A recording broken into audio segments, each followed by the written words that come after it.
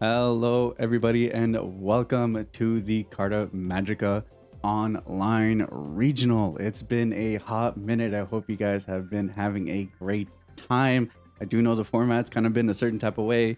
It felt like the last time I've looked at it, it looked exactly the same. But hey, we do have a ban list coming eventually, but that is not us right now. Here today, we will be capping off another tournament, and we'll see if SS4 and Shenron and Gamma and all the decks that we come to know and love and hate will be able to push themselves and kind of where things land for today. But I hope you guys are all having a fantastic weekend. Typically with green, you know that we'll see the general Goku Piccolo combo line potentially with these style of decks. Could vary a little bit, but we'll see if this matches up. And with that said, the timer has started, so we'll see how they run up.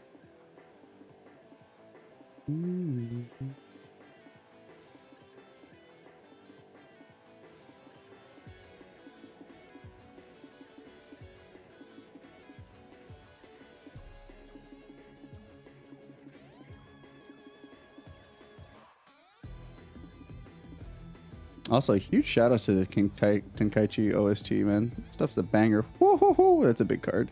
You gotta love when all the cards on the site are not of equal size. Well, sorry about that, guys. I'll just take an adjustment for a bit.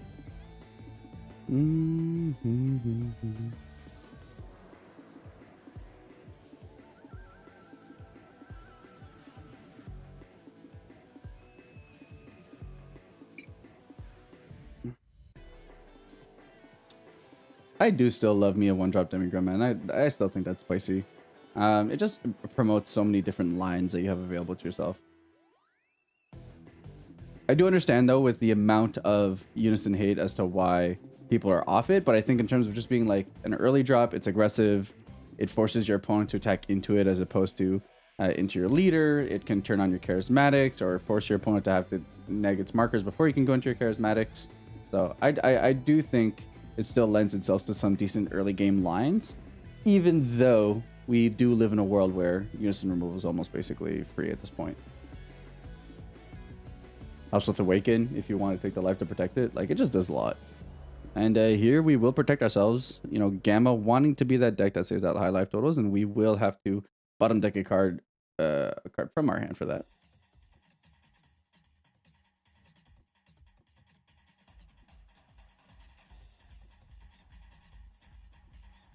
Green can be in a good spot here, though, especially if you lean on some hand destruction. It can potentially put you in a spot to do some stuff here.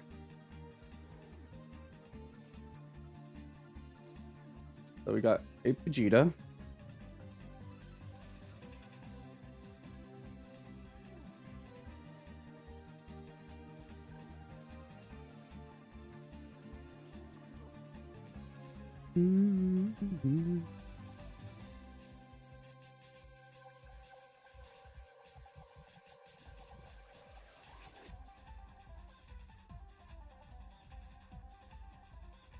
The critical blocker does the thing. So here green putting in a lot of good cheap aggression, which is really solid for the deck, especially against Gamma. You want to put Gamma in a position where it feels like every single turn it needs to respond to you and not really give it the opportunity to have a setup turn, because that's where it can be really strong, where if Gamma has a turn where it feels like it can do whatever it wants, that's where the swing of the game really starts coming around. Whereas if you can be that deck to just consistently make it have to answer over and over and over again, especially in green, where potentially you can find ways to force your opponent to have to discard cards as well, or just not gain advantage via like critic attackers. That's where things really line up. All right, and that'll be a pass, and we're going into Sweaty Wap's turn 2.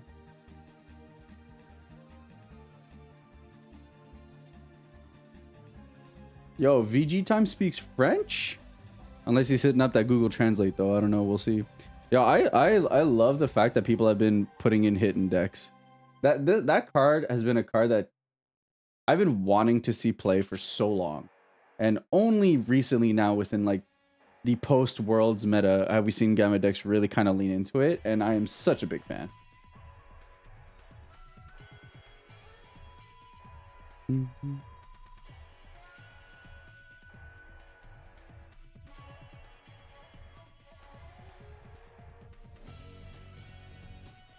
Mm.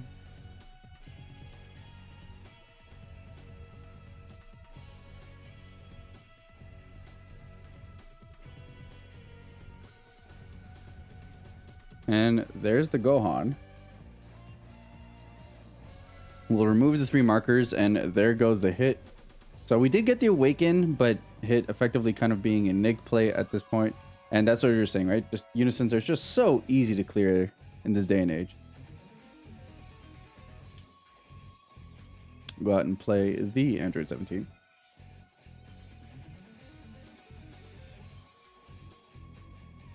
You took it in high school. You can write and hear better and speak. Very fair. That is shocking to me because written French is just an abomination. For some reason, you need like 12 different ways to say a verb.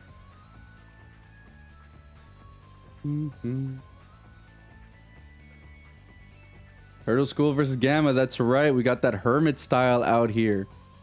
Voices. Android? Red Ribbon style? Army style?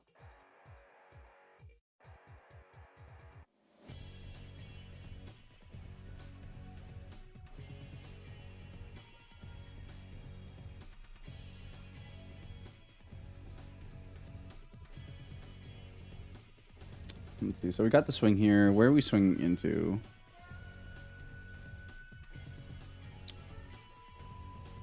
I mean,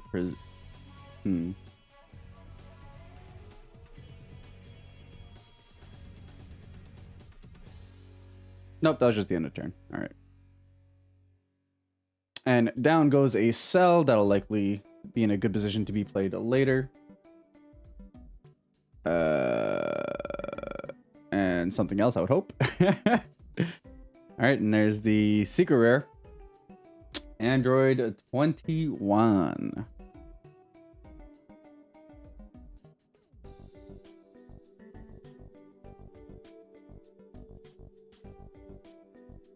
That card's still so nuts. That card, the fact that like you get to choose 4 targets and then gain life for how much you chose regardless of what happens to the targets, which makes sense because you want to work with tokens. Like, bro, every time I read that card, I'm like, it does more than I remember it doing. So good.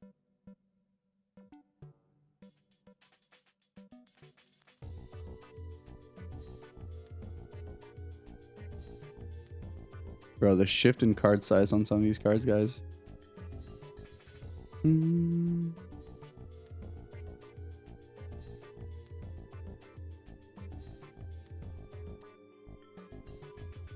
I wish I had the skill to find secret rares like that in my deck.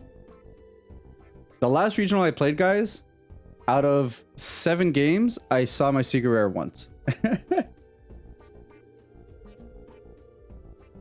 Some players just do it better.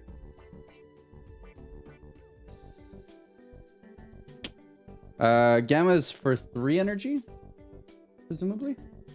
Let's look up the leader real quick. Of course, guys, I can't interact with the game in any way, shape, or form. These are just kind of things that will happen from time to time. Could be an easy thing to forget, though.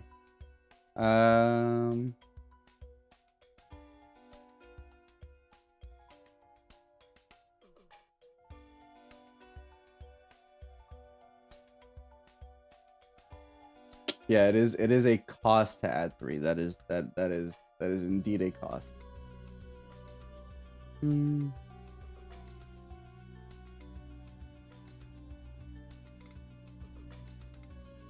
Play the broken decks before. I mean, that's like, here's the thing, guys. Like, there's something to say about the fact that, like, yes, maybe some players want. I still need to play for my invite at some point. It's either that or I start asking really nicely if Bandai wants to let me commentate. But there's something to say about the fact that, like, yes, decks are broken, but I feel like some people could legitimately just have fun playing their deck, right? Regardless of like how busted it is. I was the type of guy who, when Storm was a deck, I'd be the first guy to say this deck needs to get banned as I was walking into locals, and then, like, you know, frame 1, put down Yellow Broly and be like, all right, play Bardock. So it's I think people can be self-aware enough to know that things are broken and still want to be a part of it all, you know. All right, so we got the Goku noob here.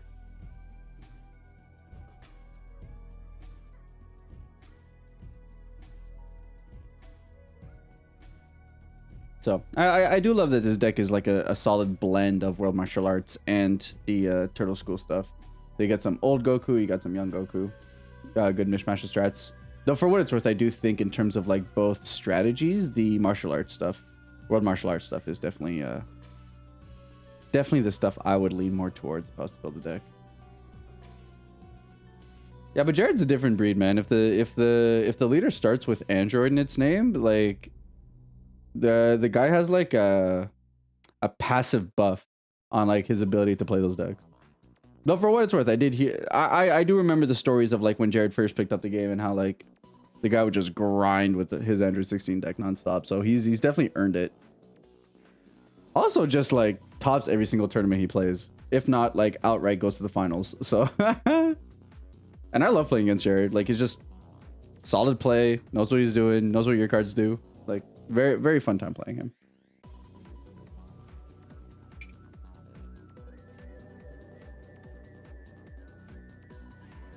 All right, so we do have the Schwang here with the Demigro.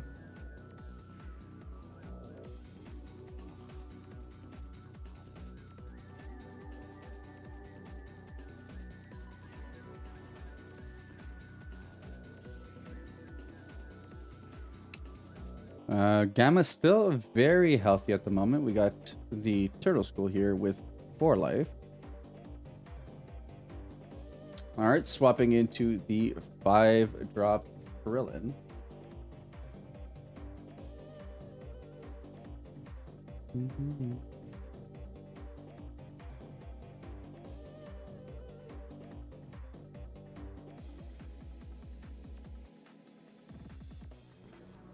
Has critical and dual attack at a solid 20k.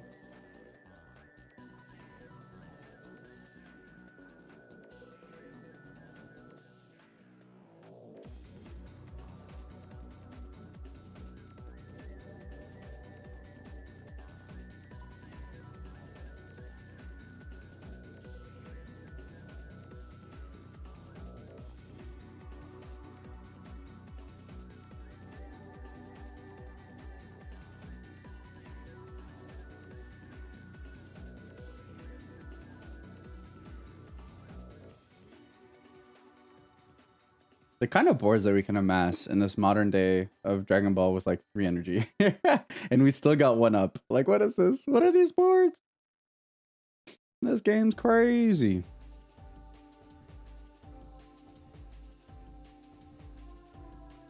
All right, Gamma comboing out. Looking like we still have a very healthy hand here as Gamma. Some, I have to presume, odd like 8 cards. At least. All right, there goes the Android 17. I'm going to swing. Thinking about it.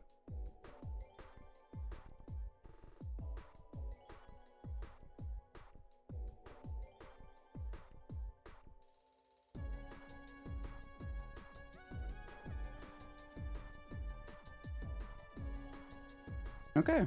Opting to go with the lead swing. We'll get the draw. And we'll combo out with the Yamcha. That will be a take. Gamma going down to 4 life. And then pass. So opting to keep the Goku loop up.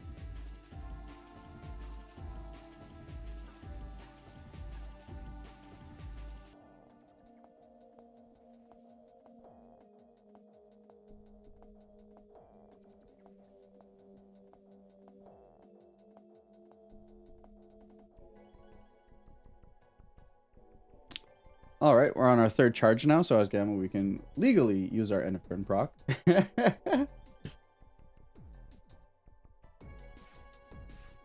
And looks like we will start off with another Unison. Very interesting. Presumably, hopefully banking on there not being another Gohan in our Hermit School deck.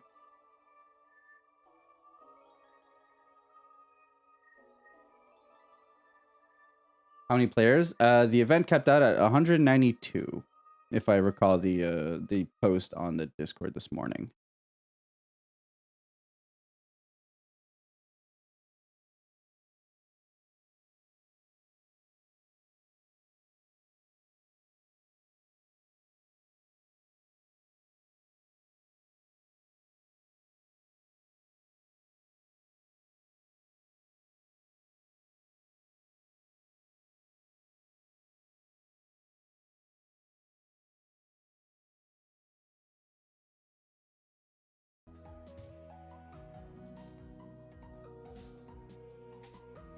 All right, we got ourselves an Android 13. In organic ore.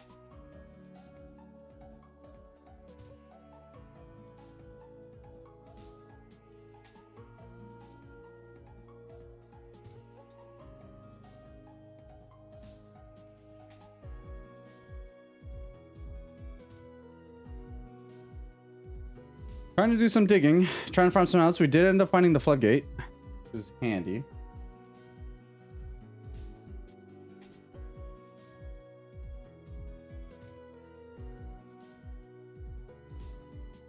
Especially since we will get that untap at the end of our turn. So we are green, so there are a handful of cards that can punish the attempt at doing that. That is definitely not impossible. Which could be a pretty hefty cost.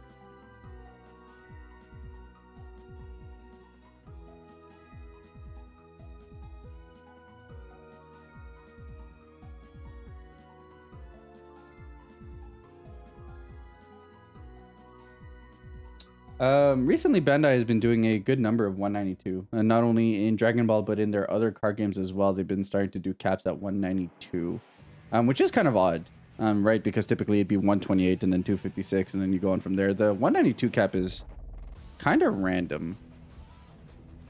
I'm not too sure where the logic for it stands. All right, so we're ending our turn, and now we're getting those down. It does seem like we're going to go ahead and put the Android 14 in our energy. So either signaling that we have another one, or knowing potentially that we don't want to play into an answer our opponent may have.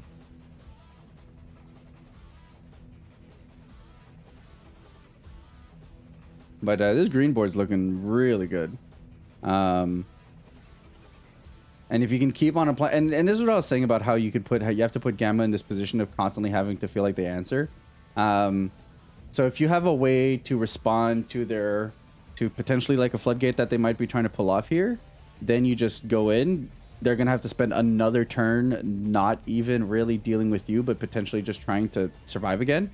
So this is the kind of like back foot that you want to put them in. But Gamma does have like 9 to 10 cards in hand or something like that. So they're not necessarily in the worst position. Yeah, they got like a fifth area deck right there.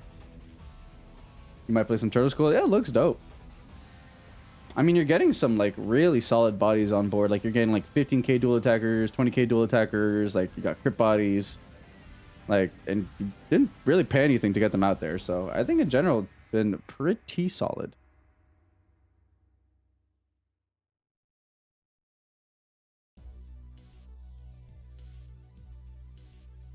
Yep. So there's the floodgate. Do we have a response to the floodgate? Yeah, there's the Pitch of the Dirty Burst. Another card that will see the ban list.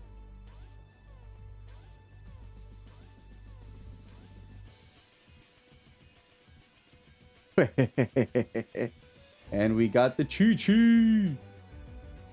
Honestly, Chi-Chi was not the one I was expecting, but it's probably the in-art type one, right? So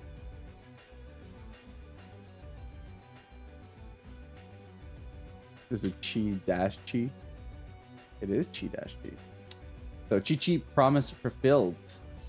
If your leader is a Son Goku card and you place this card in its owner's drop, if the battle card being played has an energy cost of 2 or less, placed under, place it in its opponent's drop instead.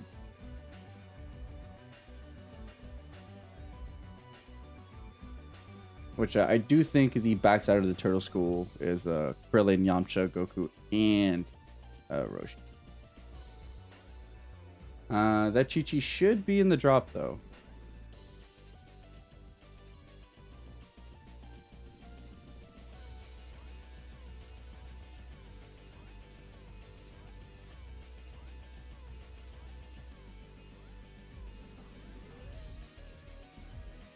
Have I played Invoker 17? Yeah. I actually played in 2 regionals. I believe one of them even being one of Carta's regionals.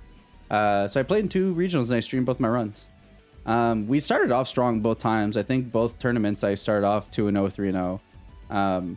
But then things escaped me from there quite a bit, just because like some matchups are just super tough.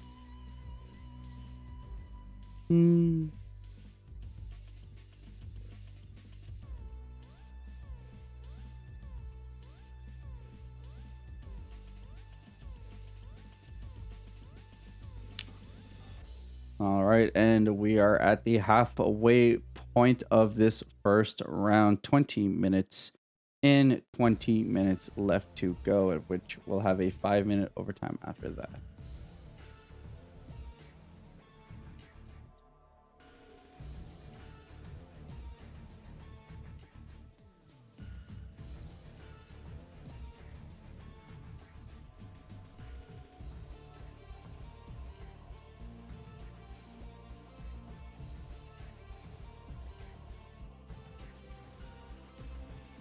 All right, so that is the Krillin that we're giving to our opponent. And that's indicated by the card sleeve right there.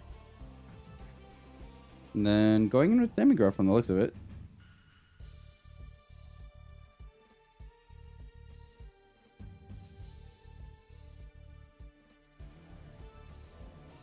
And that'll allow us to get out another 5-drop Krillin for a chonky 20k crit swing.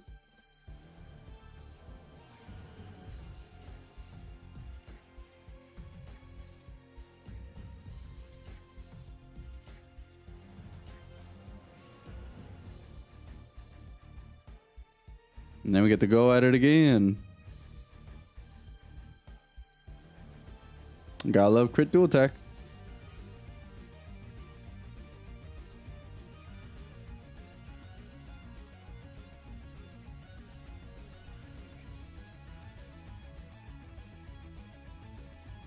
This is best of 1 pre-side. 40-minute clock with 5-minute overtime. All right, so we do have another floodgate. Do we have another Chi-Chi?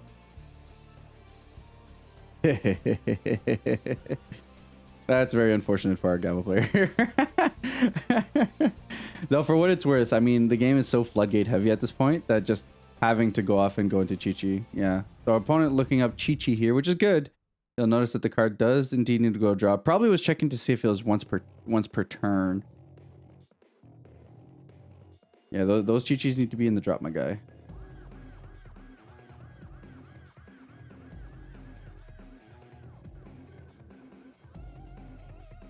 Is the stream VOD going to be posted up here on YouTube? I believe the stream VOD automatically goes up. And then I think I've coordinated with Carta that I'll get the VOD after that. Though, the thing with my computer is that it tends to be wonky when I'm recording and streaming. So what I'll have to do is probably request the VOD download from Carta. But if we can smooth that out relatively easily, then yeah, we'll go ahead and put it on the YouTubes.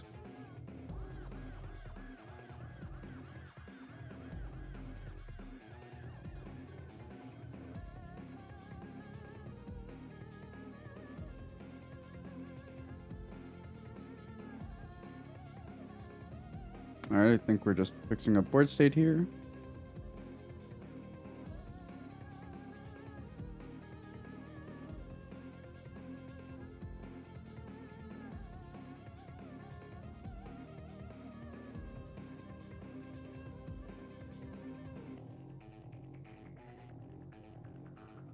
And we're back into it. So the Android did end up going into the drop, so no floodgate. We did that back to back, and that's a big thing because it is part of the counter to pitch a card. So trying to go for it twice has effectively forced us to neg 4 cards, which is absolutely massive. So it does not give us a lot of defensive options. Now we went from what looked like an 8 to 9 card hand to down to something like 4 now that we took the hit. Green here still having 1 energy up as well. Probably won't be able to wrap that up. We are in a world, well, yeah, we are in a world now where a Champa is no longer a thing.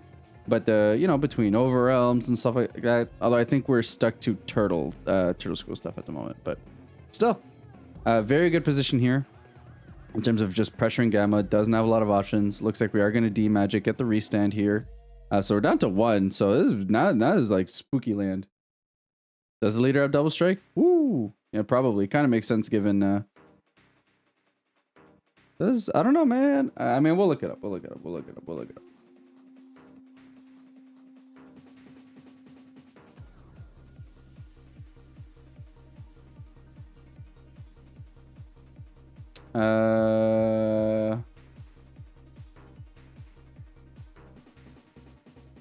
It's only if he gets rid of the Master Roshi's training does it gain double strike. And it's at activate battle speed, so.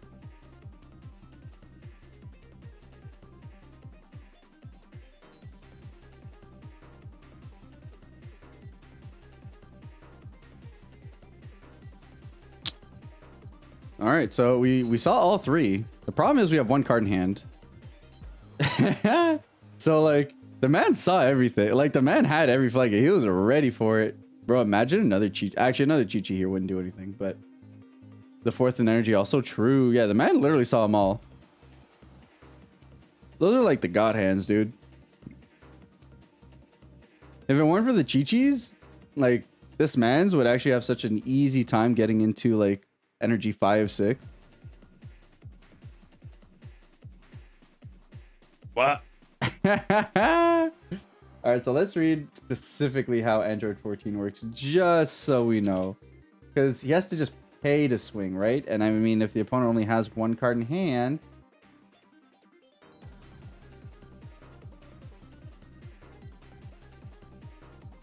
yeah, so you have to bottom deck 2 cards from hand, and that's it. That's a scoop. Master Roshi closing it out on turn 4 versus Gamma 1 and 2. Bro, that did some things.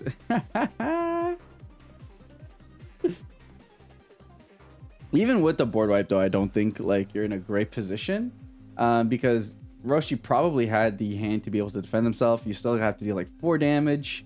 Gonna be able to draw additional cards off of that if you weren't able to finish you off. So it's a very, very tough position here. But hey, yo, we got some spice out there closing it out in the first round, which is super exciting. And you know, that very much kind of like lined up with how I expect like if you have to go into your matchup against Gamma 1, Gamma 2, just put them in an awkward spot where they feel like they can't deal with you. They're obviously a floodgate heavy deck, so if you can mulligan yourself into anti-floodgate, gonna help you a ton. And then you can push them in a position where like, okay, now I can't do anything on my turn because I have to be defensive. I can't do anything because I have to be defensive. And there's kind of like a few notable plays that allowed the Hermit School deck to kind of take control of the tempo, being able to just auto kill the Unison on turn 2, you know, kind of forcing into like a turn 3 Unison play, which then at that point you just lost so much tempo with a board that had you know, a dual attack 20k crit, another 15k dual attacker, and then popping on another 15k crit, and then being able to push even more, and then have the threat of the leader double strike. So just the threat of consistently being able to force Gamma 1, Gamma 2 to not be in a great spot, and then naturally just the Chi-Chis were great. So yellow here being the color that did not actually get touched on the ban list, and probably the color that I am arguably the most concerned about, just because like it was still good. Was it as oppressive as red? Not necessarily, but the color was still very much in a position to do some really good stuff. So yellow moving into the next format is lining up to be pretty spooky. Yo, what's up, Sage? Doing good, we're vibing. Commenting some DBS saying one last hoorah to SS4 before the ban list gives them the boot. Also crazy how they just went for like straight leader bans. They almost never do that, which is kind of nuts.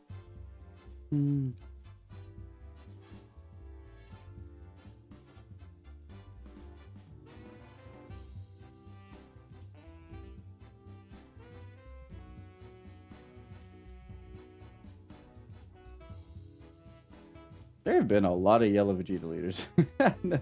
The more I look at it, there have been a lot of yellow Vegeta leaders.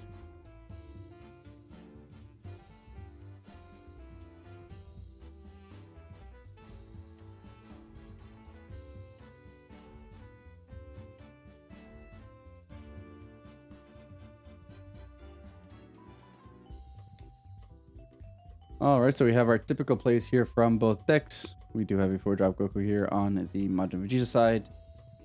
And we did get rid of combo away those SS4s.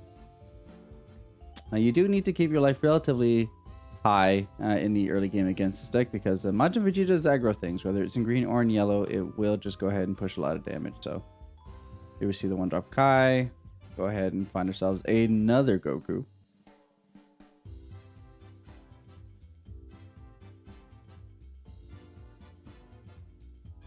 So if someone in chat can explain to me the Zeno errata, basically, is it mandatory now that there needs to be 12 of them on board? Or is it just do as much as you can and it's still basically up to 12? I didn't fully understand that one.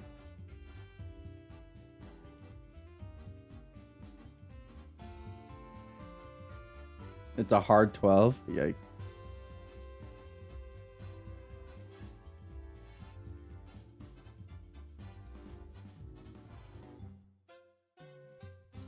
Hey, so we noticed that this card we made specifically to hate out on this thing is too oppressive, because, like, duh. So we're gonna make it unplayable. God, I love the Bandai way. All right, go ahead and combo off the Vegetes, get ourselves a draw. The fact that you can combo off on effectively a swing into the unison just lends itself to being so good.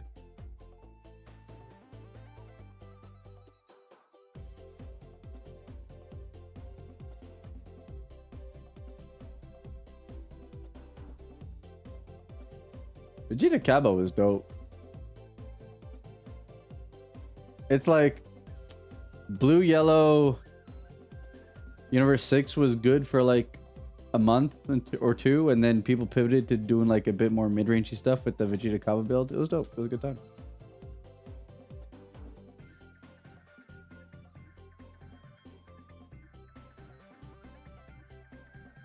All right, got ourselves an SS4 Goku on board. Bro, I'm not gonna lie, that Goku, his art is always something that confuzzles me a little bit. There's just something about this, like, arms held, like, kick, like this leg is covering a third of the card, that just kind of hits me some type of way.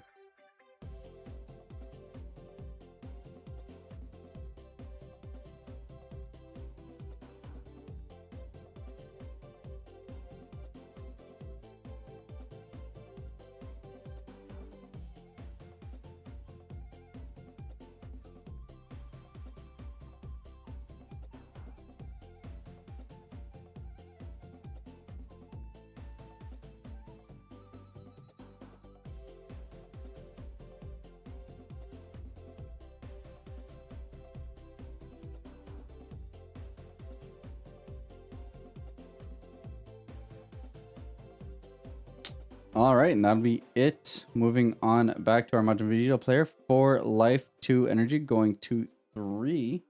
Go ahead and charge the Kai. With our SS4 player still very healthy, looking to still be at 6 life. Awakened, tapped out, but does still have the unison on board.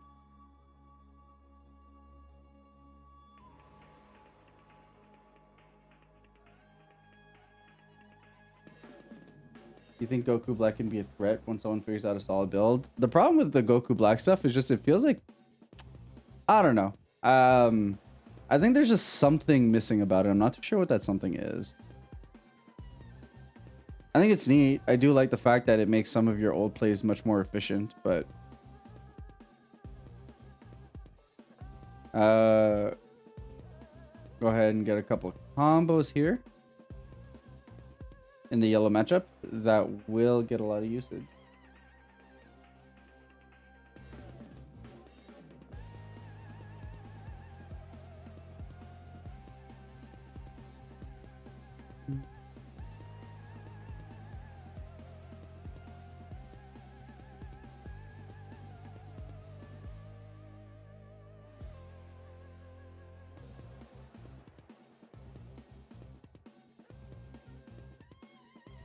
Got the swing in with the Goku.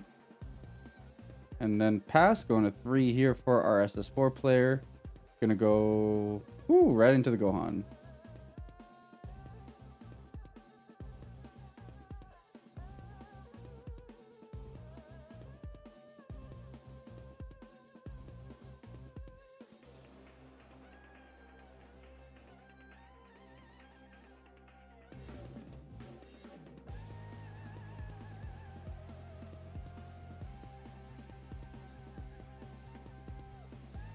That is an incredibly good promo.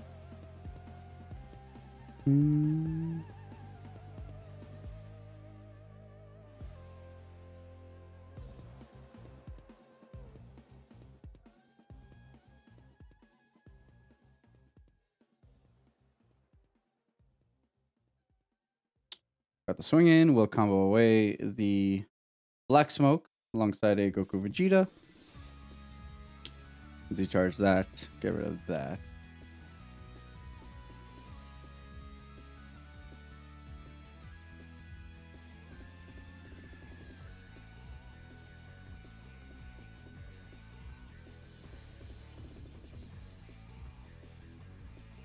All right, leader swing here, and then still have the 2 up.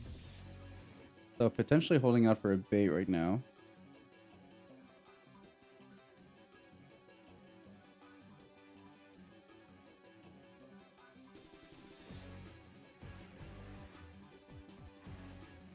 Could preemptively get out the negate here and just assume it's good. Hope that's good. Okay, so get out the Goku.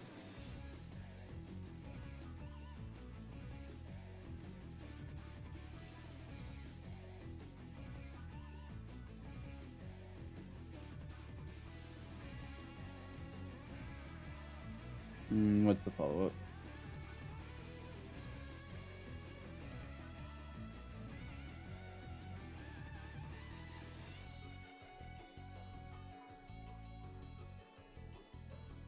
All right, got another Unison on board.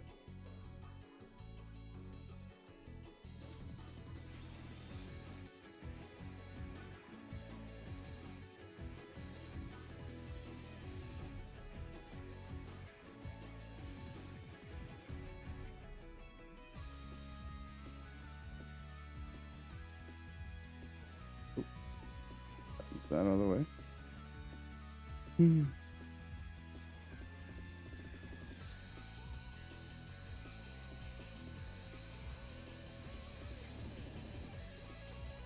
Get our free draw with the Vegeta, then get our free combo, get another draw. Bro, this deck draws so much.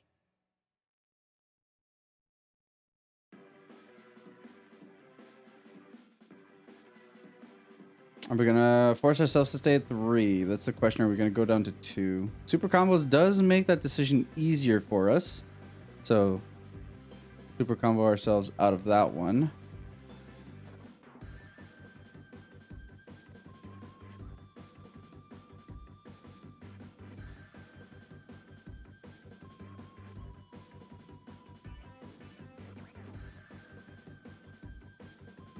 I do agree the game needed some level of reset. I think it just got too deep.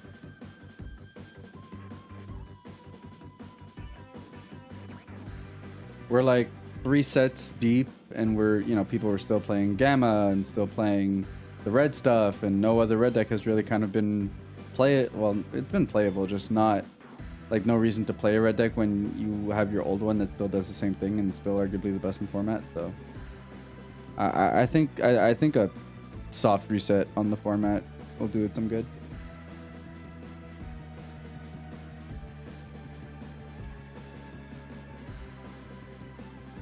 I will say the Gohan is looking very interesting. Green Gohan looks like a super dope deck. I'm a Gohan stan, as a lot of you guys know. And specifically, I'm a Teen Gohan stan.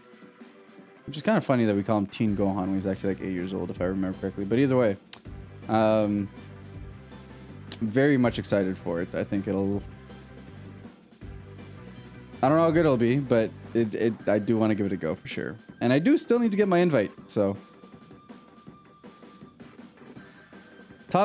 topping a regional would be well within my things I would want to attempt to do. All right, so we are tapping 3 here. Whoa! Yo, you are number one. Tu es numéro un. Let's go. Into the A-drop Goku. Dude, that's what I'm saying, bro. I love plays like these. So, you are number one. It gets out a Goku from your deck, and then it gives it, like, triple attack or triple strike or something like that. And, like, numbers. It does some good things.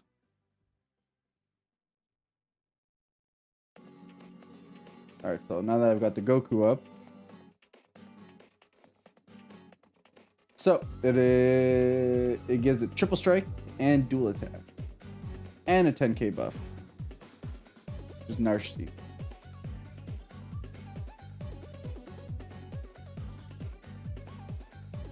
Am I going to Tien? I am not.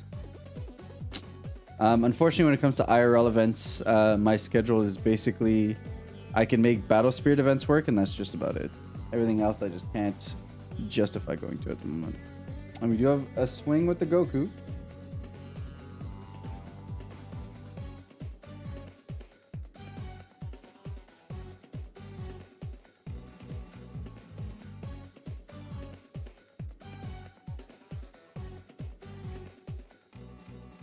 Yeah, so these are hefty 40k swings at the moment.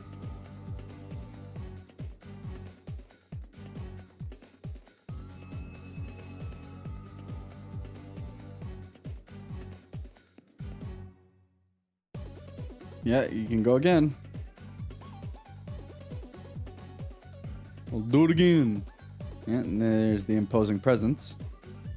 Bro, look at that hand. My guy has got a quarter of his deck in his hand. And he gets rid of the reinforcements, bro. What?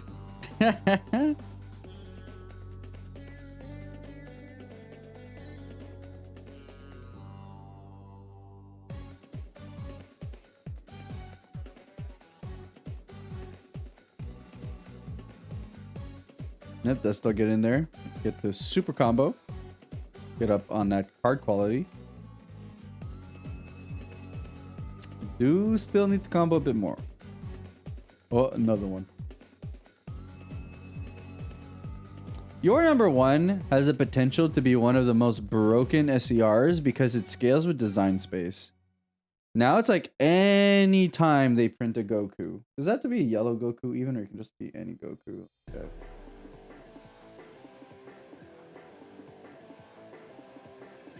Has to be a yellow Goku, but yeah, anytime they print a yellow Goku, it has the potential to break with that card. So, granted, I will say yellow is the color that they're the most careful about putting broken Gokus in. So, all right, there's the Wolfang Fist.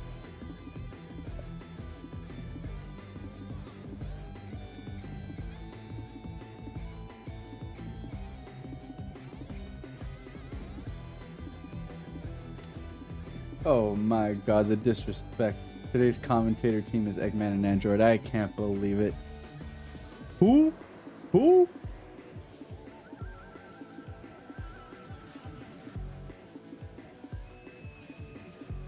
Probably just artifacts, remnants from the previous stream. We don't stress that. Y'all know who I am.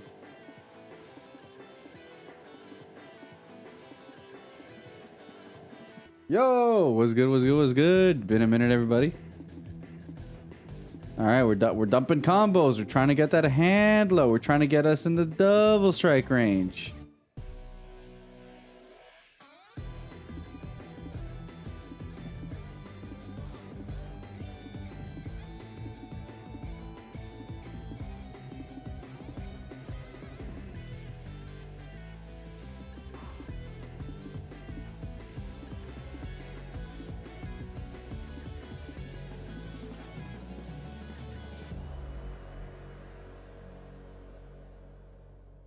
All right, so going deep into our combo.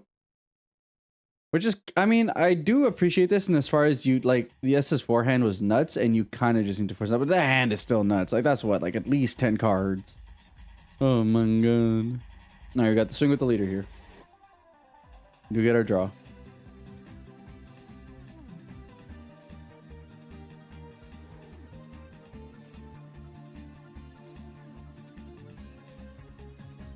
We're in the tank. Well, presumably you said no combos. On both ends? No.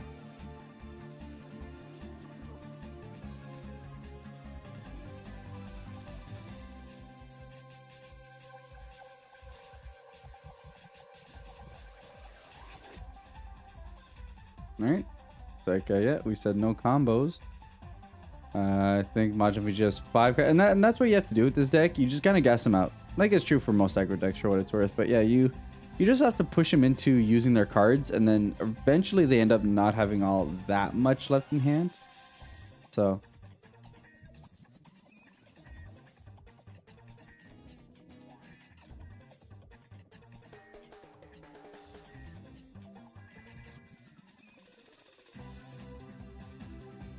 Yeah, I think they forgot about the imposing. We're back at it. All right, charging up a 7 reinforcements.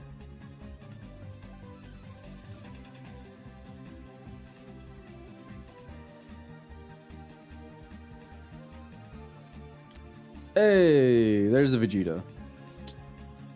Champ Pack Vegeta.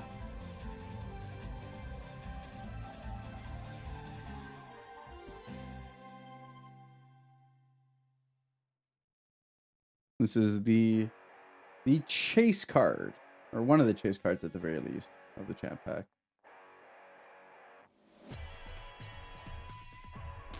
And there's the Vegito. And then there's potentially the answer to Vegito.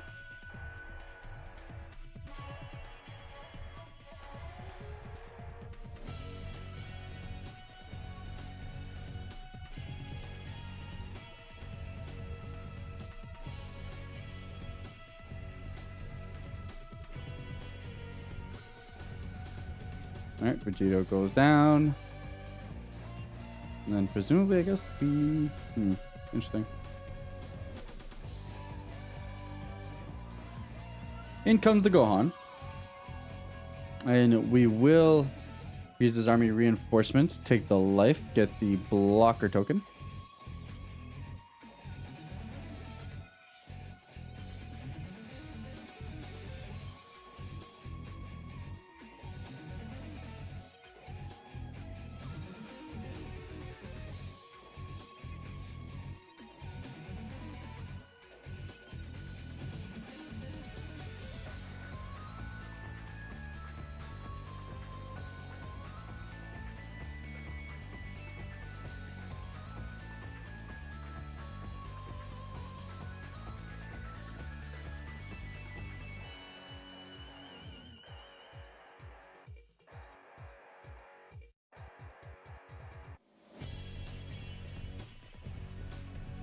We're dumping cards.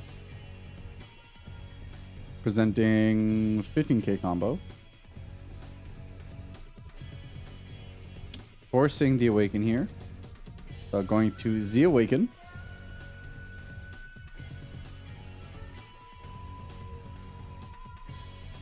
With a Z stat.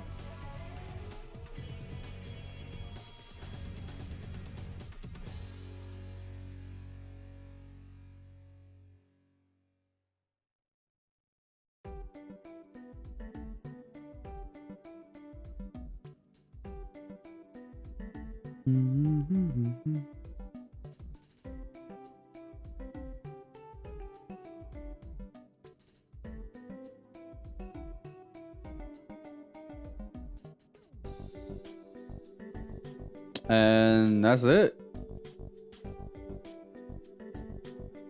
Wait, what?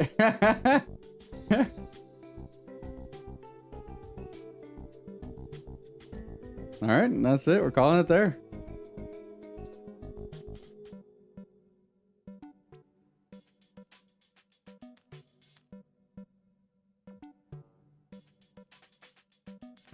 Yeah, nerves will happen. I mean, it's still early in the tournament. There's a lot of opportunity to still play it out here. Both these players were undefeated, so, you know, you just shake it off and then go from there.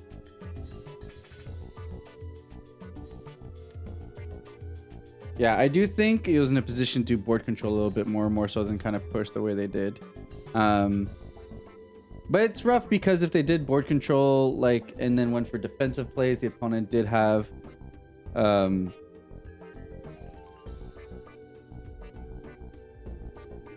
did have the black card in there drop to be able to force the opponent to pitch 2, so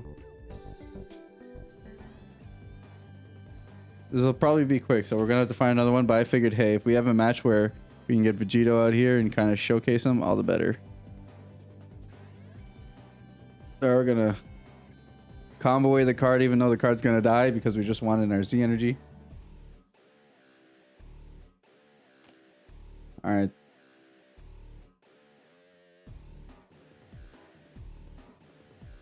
You talked to me yesterday. I mean, I guess that counts. Yellow 7. We got Spirit Bomb Vegito here. Big fan.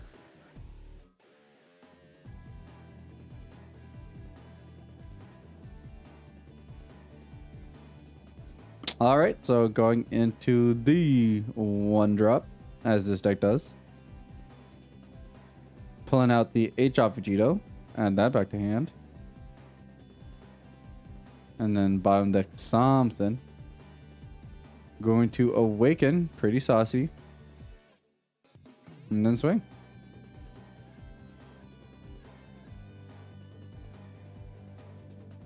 Man, I do love me some Vegito deck.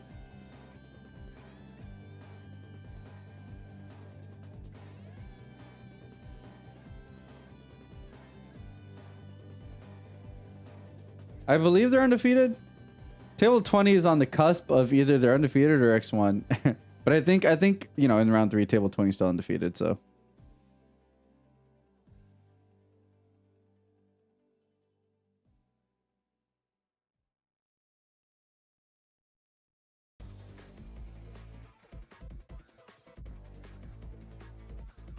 Yeah, the awakening conditions on Vegito is kind of nutty. How many rounds is the tournament? I believe I remember seeing it was 8. If I recall correctly. Or until 1 undefeated. Though I think kind of the same thing, but... Bro, Moobot doing me dirty. What the heck?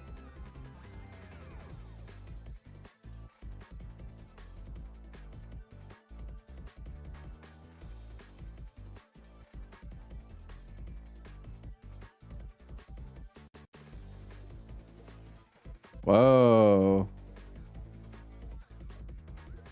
That's tech, right? The deck doesn't usually run that Whis, or does it? I haven't seen like the most recent variations on that, but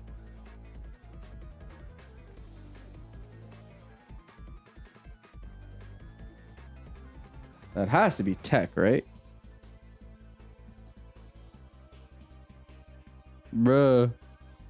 The man's going off.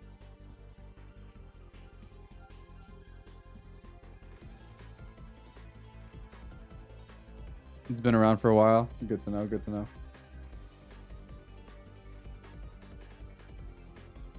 Well, the benefit of having yellow Goku and Vegetas is the fact that you get to pay for anything you want, so...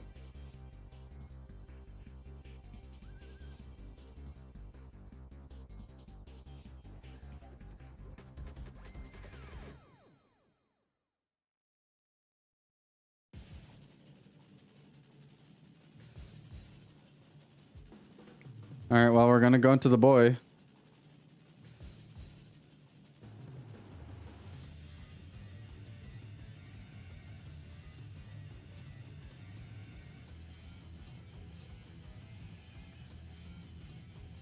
Bro, with the push to talk and everything. Legendary.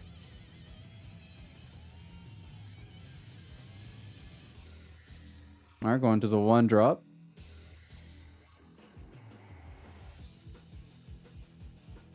The hit is a whiff. Oh, you hate to see it.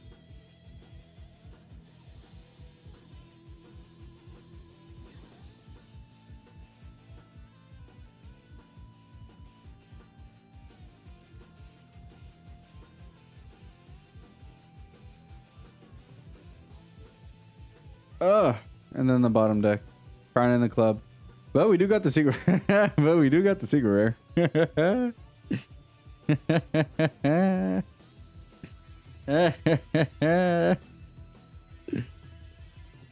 right, it's 10 o'clock. I can start being a little bit rowdy. Not too rowdy, but a little.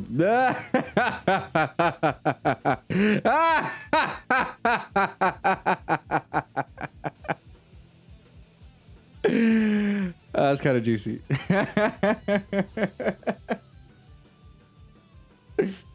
All right. All right. Check it.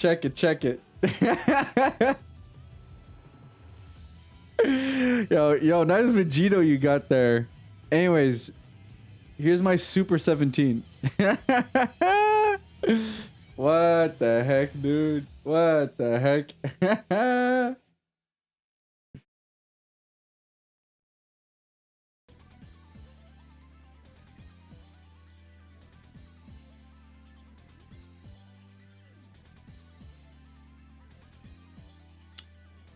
Just so you guys who don't remember, Super 17 is basically a souped up Code Bloodlust. I'm going to go ahead and pull it up for you guys right now.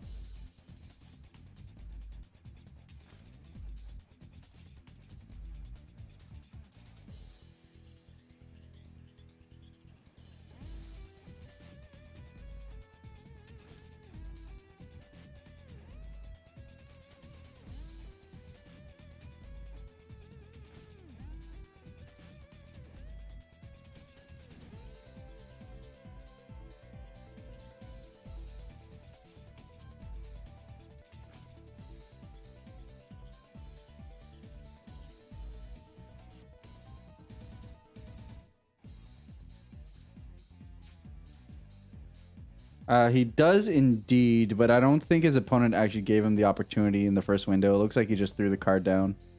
So, I do agree it has to be like first window stuff. But, I think the one caveat there is that if your opponent just slaps a card on the table, he has to give you an opportunity. Alright, so if you guys can't read it, Super 17, Sibling Absorbed. Ultimate Deflect Critical. Counterplay. Play this card, then choose up to one of your opponent's battle cards in rest mode, ignoring barrier, and place it under this card. The played battle card has its skills negated for the turn. I think the way this reads, you can still do this window too, but maybe I'm wrong. Either way.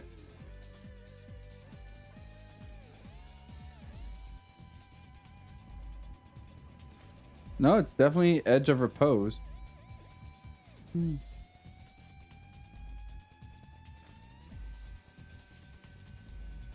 I think you've been adding an N to that name forever, Espion, but it's definitely Edge of Repose.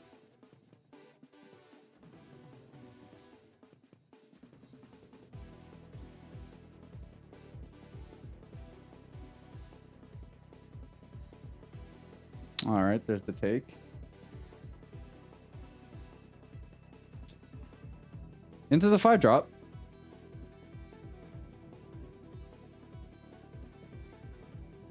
Okay, today's... Alright, so 100% just want... Moobot's kind of wilding out. You guys can kind of ignore everything he says. Today's music was definitely not made by Zachary Wilson. It is the Budokai Tenkaichi 2 original soundtrack. just by the way. Yeah, turns out you've known the guy for like 2 years now, and you've just been adding it. You've just been thinking his name wrong. That's crazy. All right, so do got the Goku counterplay. But are we committed out? We are, yes. We are rested out here for our yellow player. Go into another 1-drop Vegito. The matchup is Spirit Bomb Vegito voices red, like what, BT2 Vegito? Rainbow Vegito. All right, found himself another Patara 5-drop.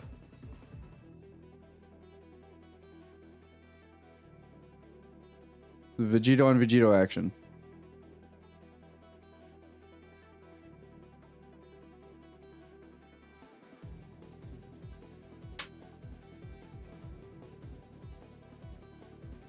Looks like Vegito's got some odd 6 cards in hands, just about.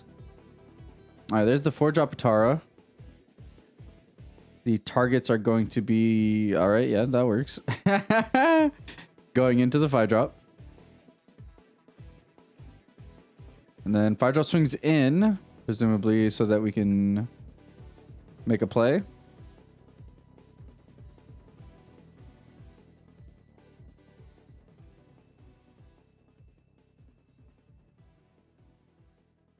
And looks like that's just going to be a combo to get rid of the Goku Vegeta.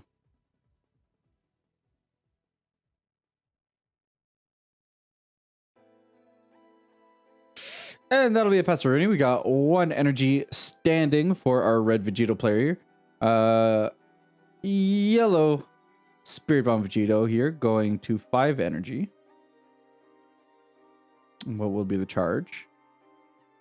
Charge will be a Goku Vegeta.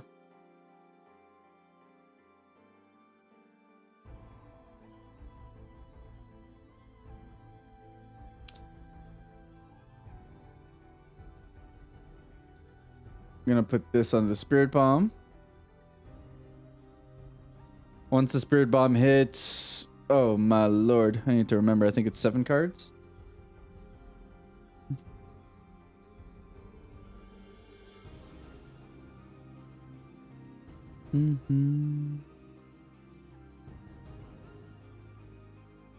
We're able to basically it turns all those cards into 5k combos, which can lead for like one big final attack.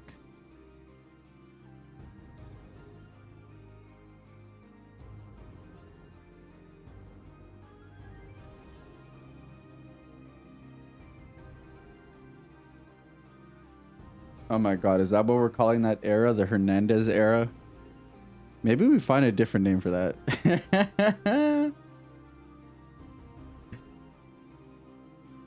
The game is definitely growing. The game's pushing, it's thriving. Or, I mean, it's just pushing. And we've got the digital client coming out someday in the future. So, all things considered, the game is going places. All right, we've Z awakened our leader, and then we're going into the 8-drop.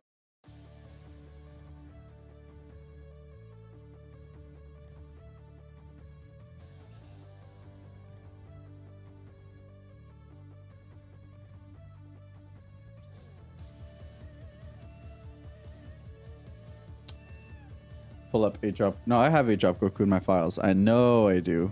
I've got a hunch. Yeah, I found him.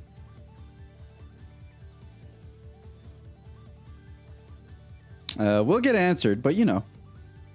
You hit the board.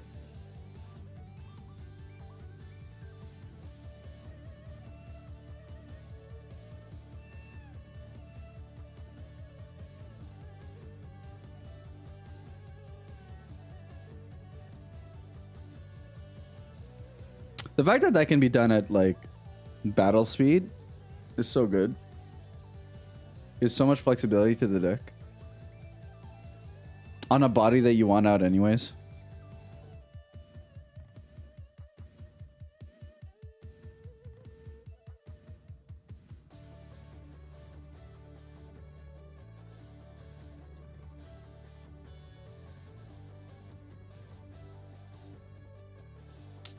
So we're looking at what I believe to be 4 health here for our yellow player.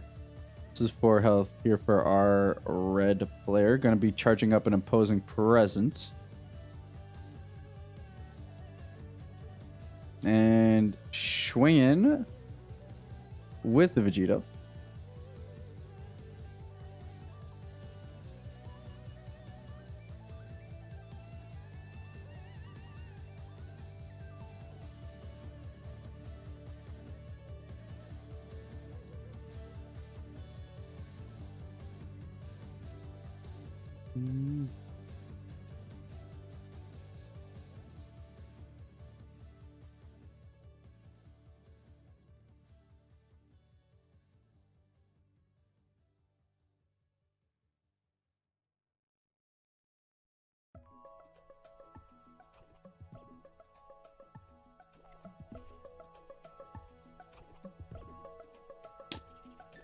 That Vegeta do be good, and it is still functional in the Vegito deck, though.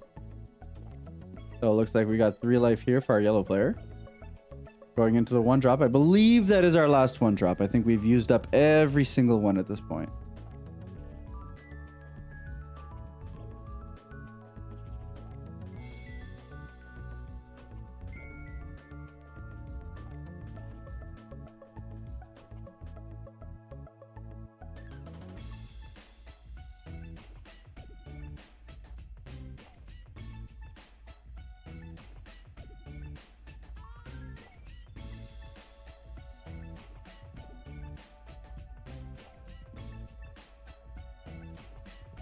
Thinking about it. And it looks like 8-drop Vegito will be our pick.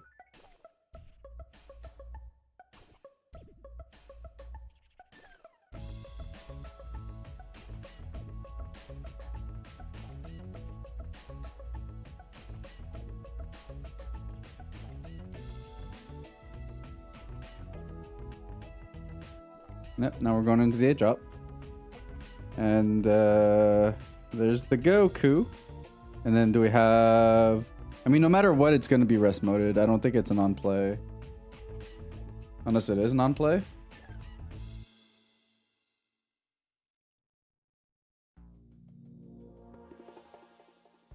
Red Vegito is definitely a good replacement. That is for sure.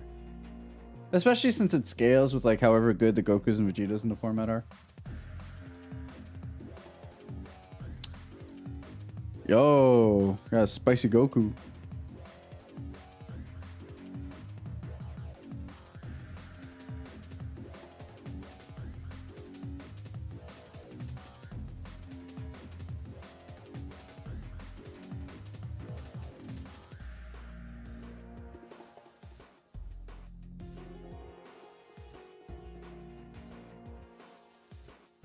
I'm confused as to what's happening right now. Are we comboing? Is that what's happening?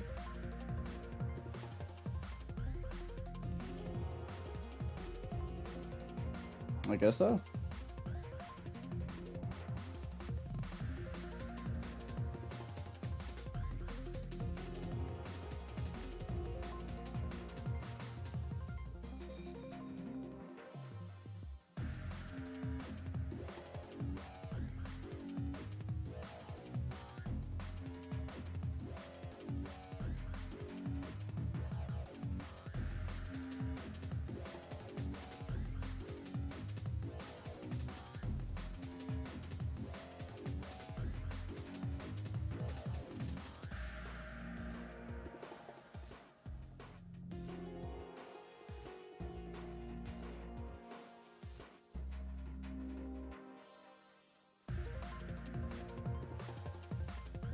Okay, comboed out of it.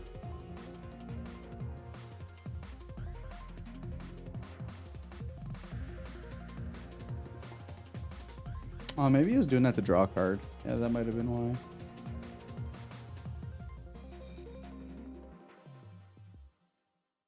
All right, we survived. No cards in hand, but are alive. Vegito, 2 cards in hand. How explosive can this deck be right now? Presumably using Spirit Bomb right here.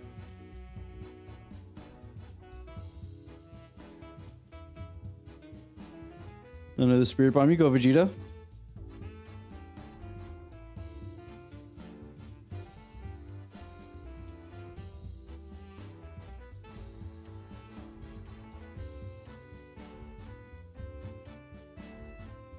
Yeah, it's tough. Not a lot of options here.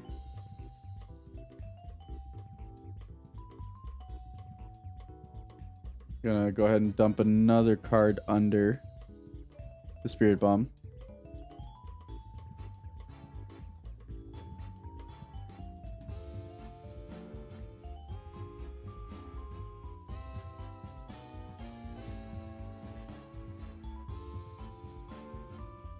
Swing is met with imposing presence. So minus 10k on this swing, and then every subsequent swing minus 5k. I mean, you never know. Could have found a floodgate, and if the opponent doesn't have another Vegeta in hand, could put themselves...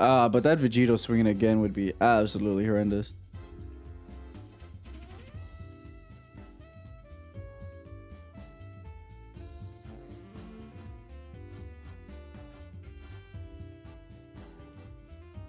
I guess just kind of like, hey, we got 6 in there.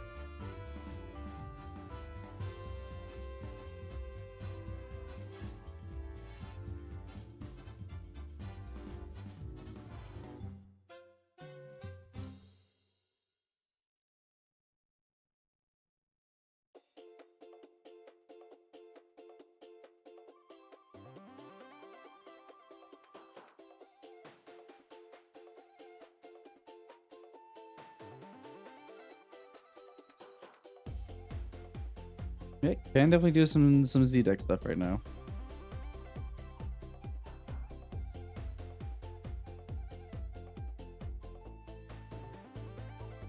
This is a tough position. It's very hard to be the aggro. Very hard to be the control. Yeah, I don't disagree with the super combo here. Just because right now, you just need to find a card that will allow you to see another turn or turn the tide of the game. We know the secret rare is out, so that's not the kind of thing we'll be relying on.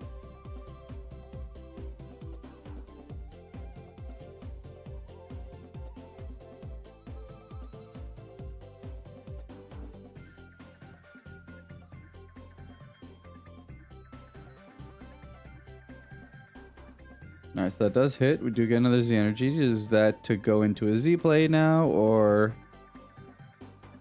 Yeah, it looks like we're going to go ahead into our 20k base now, get the restand.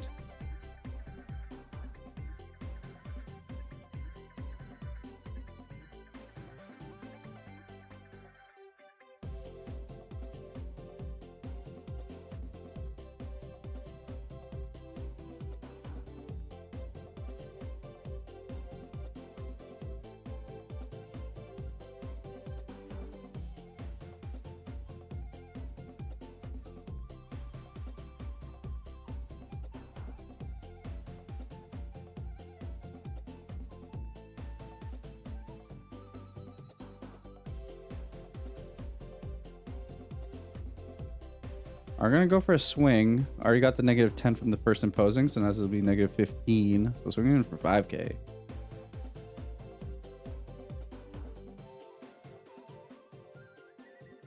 Going to rest the Whis.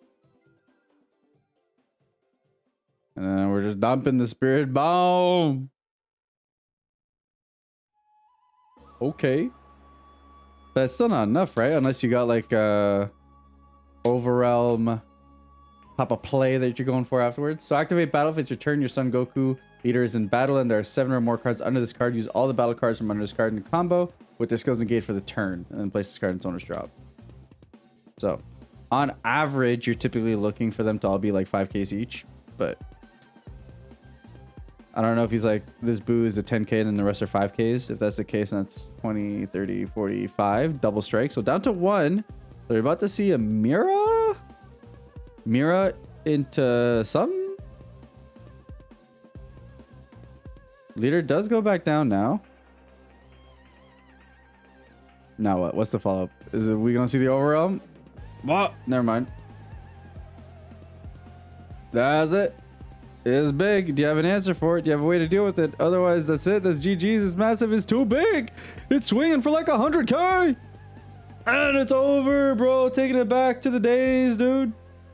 Mira going to take it all.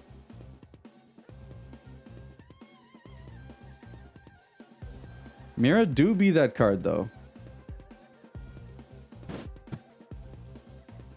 Honestly, very swingy game. Comboed out, leaving 3 cards in hand. Was able to super combo. I don't know if he drew into the out, but super comboed.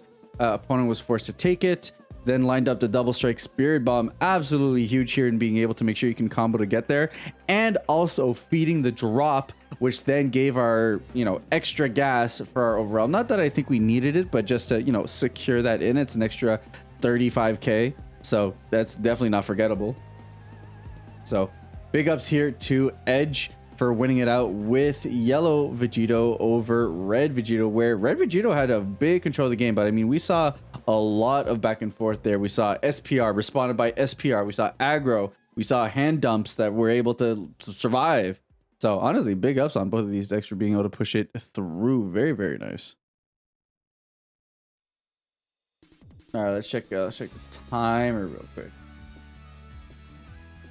No, Whis wasn't able to block because he used power of a Super Saiyan to rest mode it with the leader swing. So.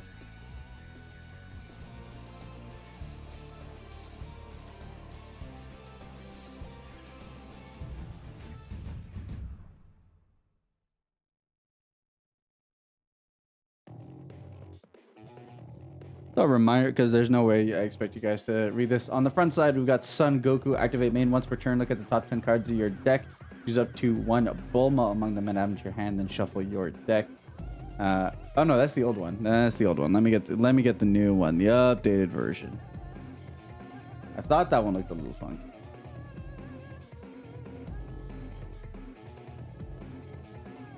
Yeah, there we go. Found it.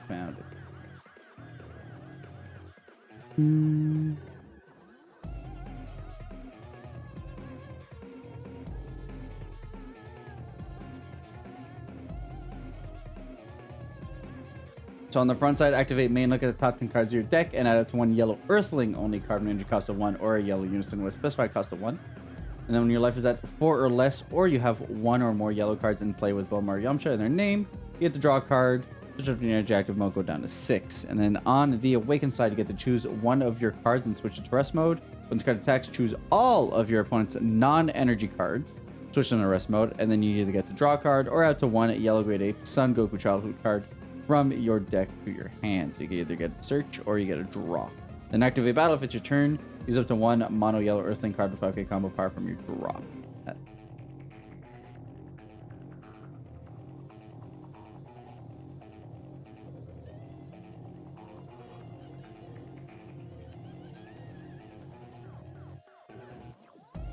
Hey, he's doing the thing I just did.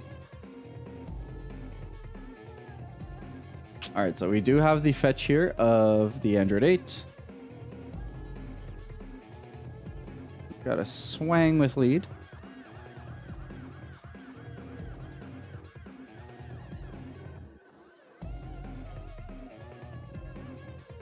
Go away the 17, go to Z Energy, pay 2. Pay the 17 from Z Energy, go into our Z deck and pull out the Android 21, and then we will Z stack nada. The pitch here will be Tyrannical Blow. Good pitch because I don't think you actually hit anything.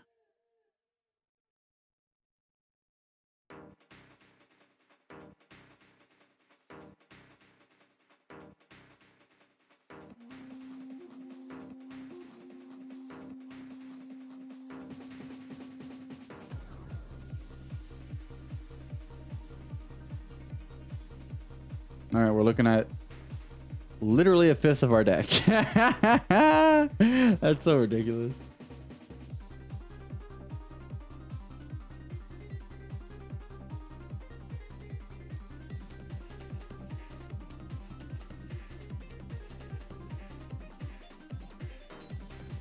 So we did hit a Bulma in the top 10 cards of our deck, go figure.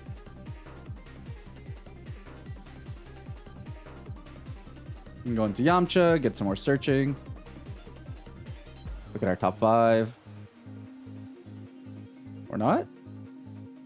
Okay, I guess just making sure that we gave our opponent a window 1 to do something. We did hit 3-drop Goku.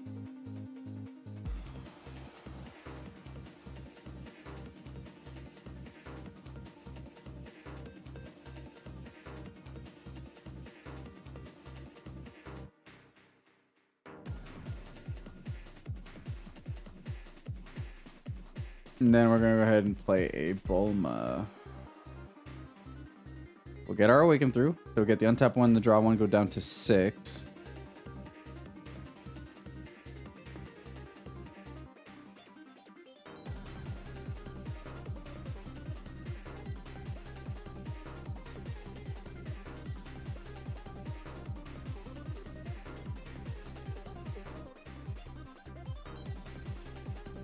Yep, and then this is us going into the Goku. It is a barrier, activate main. You get to choose a Jackie Chun and rest it. If you do that, it gets 5k double strike and triple attack, which is pretty nasty, PBH.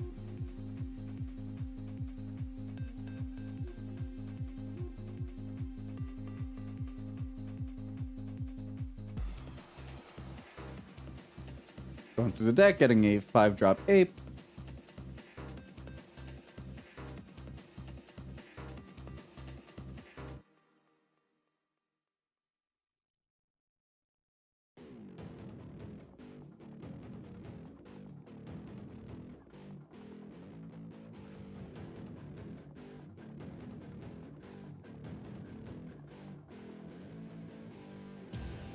We're gonna combo here.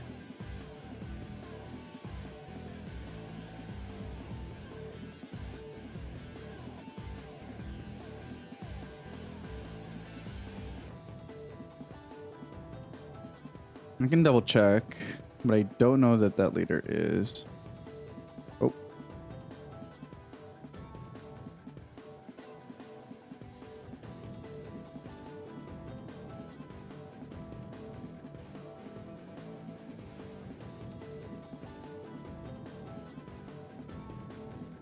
Combo away the 108, draw a card.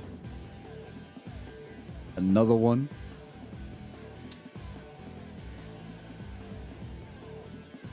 Which is fair. The way yellow wins here is definitely by beating you down, so trying to hold on to any sustain you can, probably a good idea.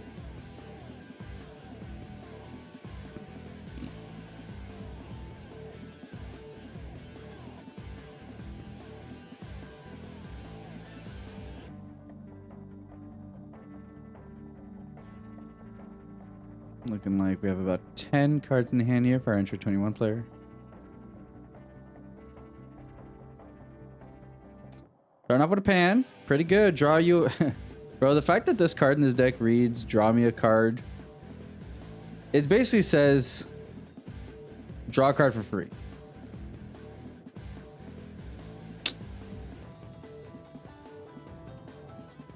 It's because you get your energy back by being able to throw it to the opponent afterwards. Oy.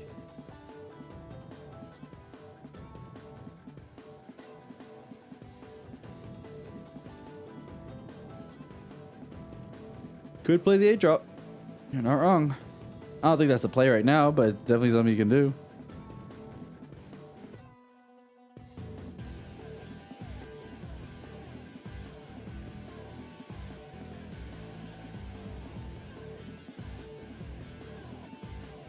Or in the tank.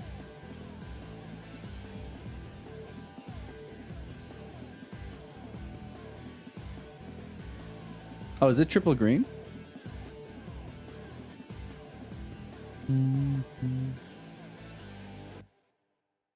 Or even double green. I'm not too sure if that SPR in the middle is a green card. So the swing did go through. Nah, bro, he had the soul read. He knew he was fine. Alright, gonna go ahead and give you this pan for no descript reason. And then I'm gonna go and rest down your stuff to be able to play the 4-drop.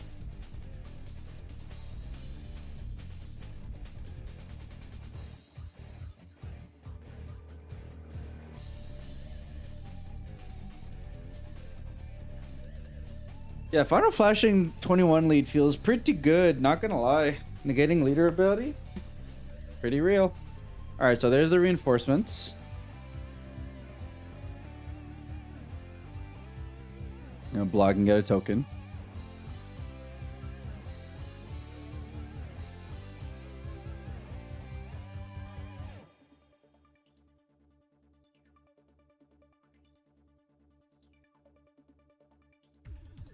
And then now that you can get full value, you're going to get your regain 2.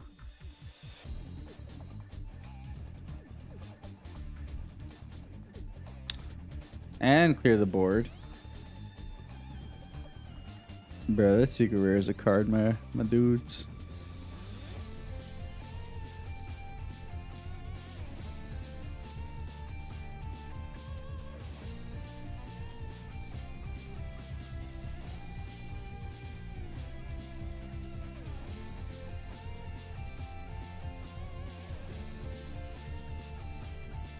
I don't think it's a terrible position for what it's worth, but this definitely sets yellow back here.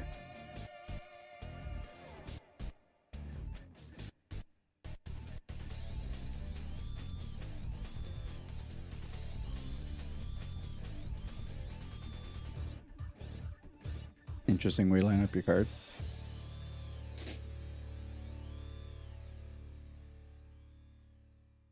I don't know if this is Shirley GG, but Shirley doesn't help.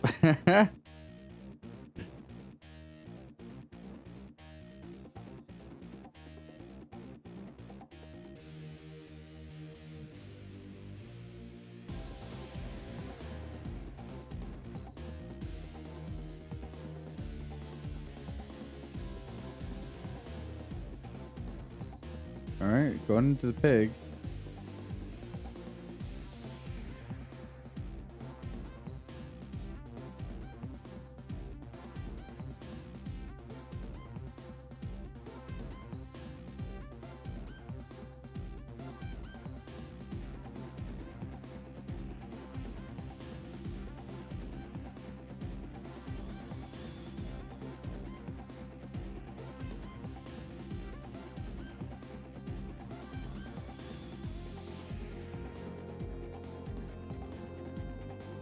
A little reminder on what Oolong does.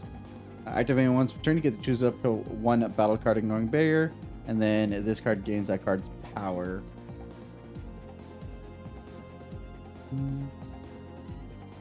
Basically, you get to clone whatever you want.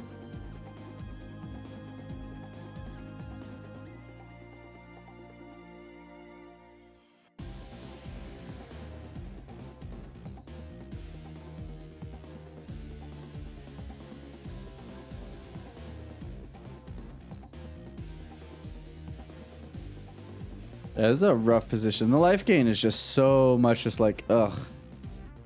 Already I was having trouble punching in, and now not only do you have energy, but you add a life total that makes it so you feel super safe. That is 117.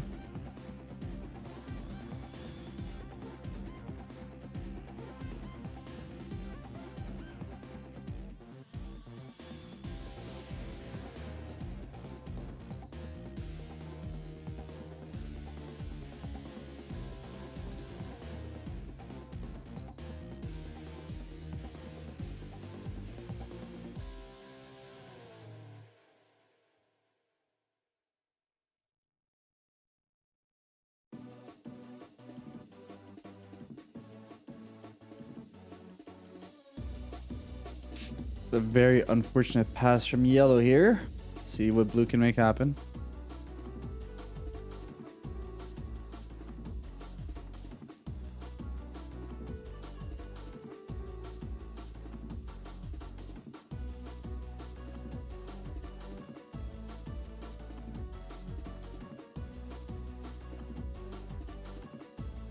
We're thinking it through.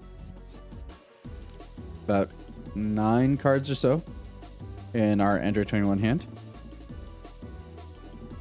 And looks like we're just going to start off with a swing. Just fair. Evaluate what your opponent's got. I do believe we are in a position to riposte for 1.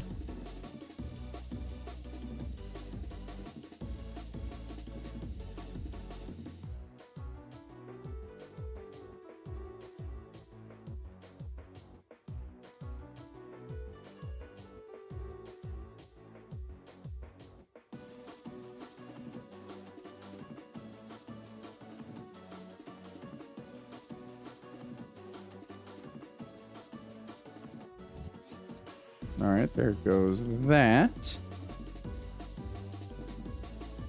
SS4 flipping lead can clutch. I see it.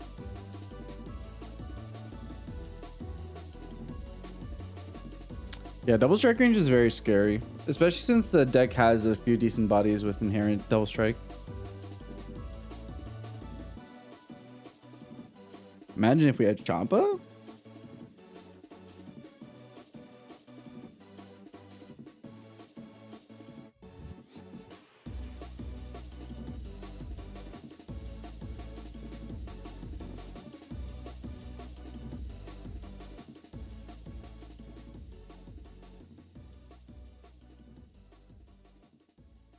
I'd rather not.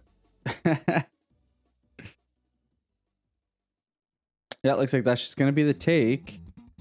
So we're down to 1. Yeah, we see super combo. We see a bunch of a couple other things.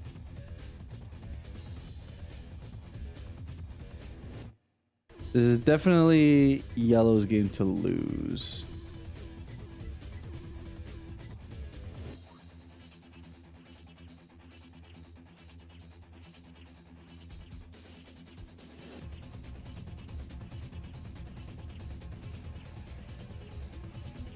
All right, play the one drop. Let's look at the top of the deck.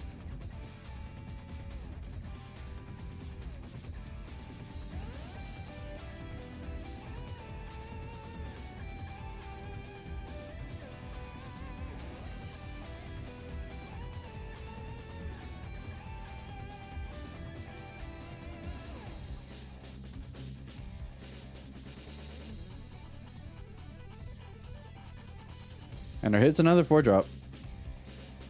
Not finding the bad omen we were looking for.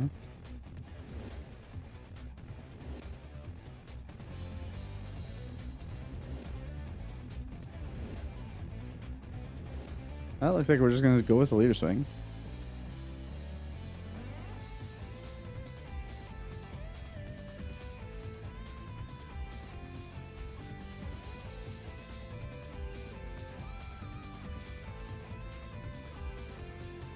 Combo away the 21.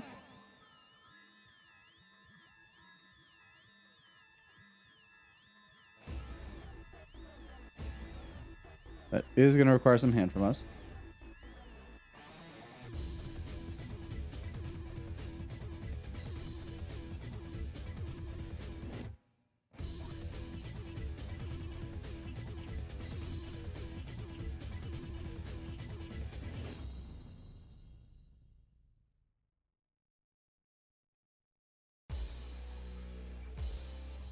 Oh.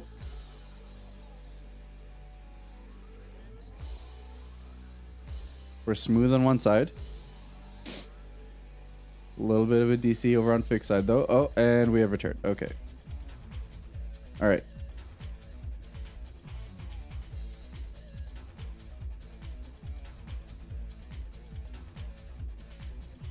And now we're back to stasis. And now we're kind of good again. Basically super combo with 2 more 5Ks, I think, or 2 super combos. Yeah, these kinds of things are always kind of rough, but they're just things that happen. Hasn't thrown down a Vegito. Yeah, sames. I agree with that, especially since, like, well, I mean, beforehand it was the strike stuff you're really concerned about. Yeah, I mean, that's cool. Just casually find your one of, you know? All right, so there's the riposte, which is fine because that's arguably the last thing that's gonna happen this turn. Yep, so it looks like we're gonna end the turn and we're gonna get our unison untap as well as our energy untap.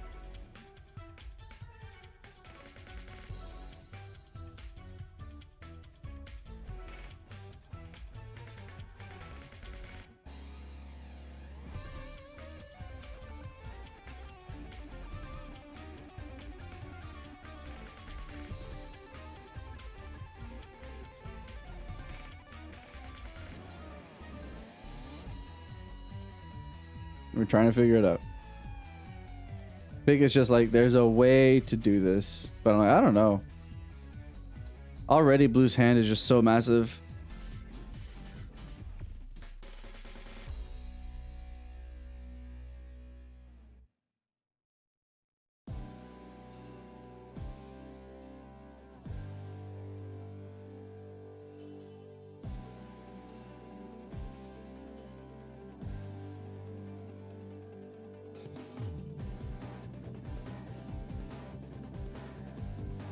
Yeah, finishing with the blue unison is very much just like cherry on top of the sundae. Like there was hope and potential otherwise, but with that, it's just like, sheesh. He found his secret rare, guys. He found both his secret rares.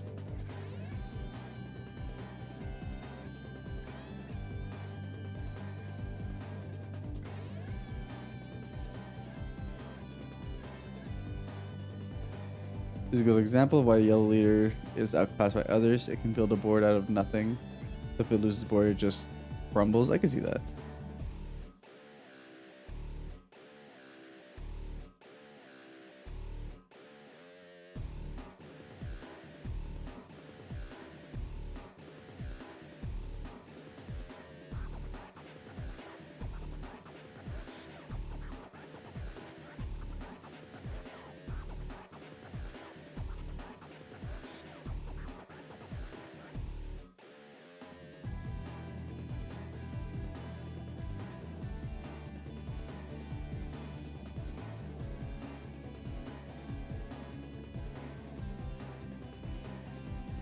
the draw. Oof.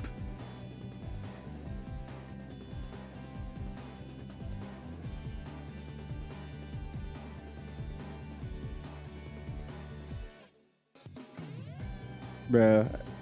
Is it disrespect? I don't know. The Gohan's really strong.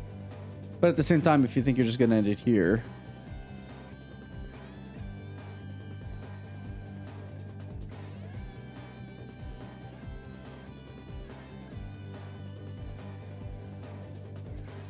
Android 17 is gonna give, or Android 18 is gonna give us a search. I just think, well, you guys already know my opinions on one-ups.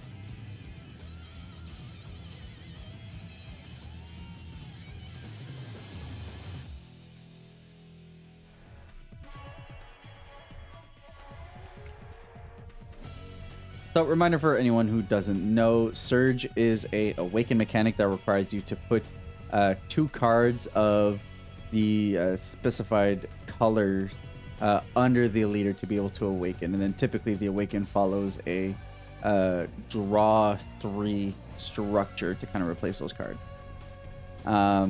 You can awaken whenever you want. The balancing factor being that typically on the awaken side, the decks tend to lose their ways of gaining advantage. So Surge Goku doesn't draw anymore. I think it's the same thing for Piccolo. And here for Broly, very similar. However, Broly does have the ability to be able to combo from drop, which will end very useful in this matchup.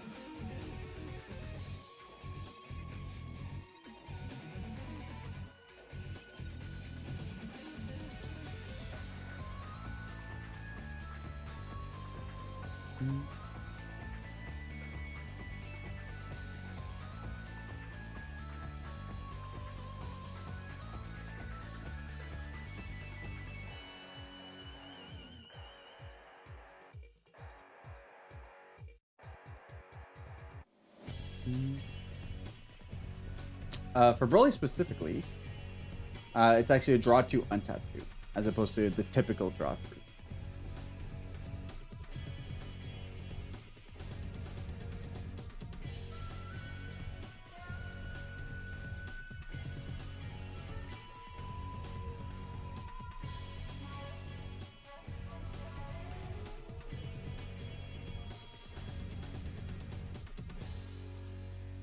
Broly has the ability to loop, at the very least, red-green cards, that's for sure.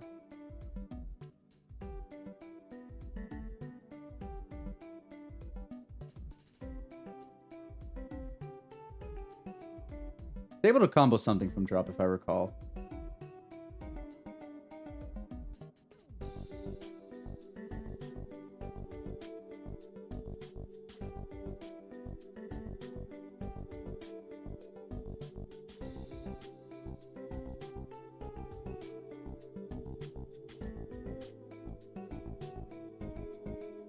Did get support with that 2-drop Zenkai card. Let me pull it up for y'all.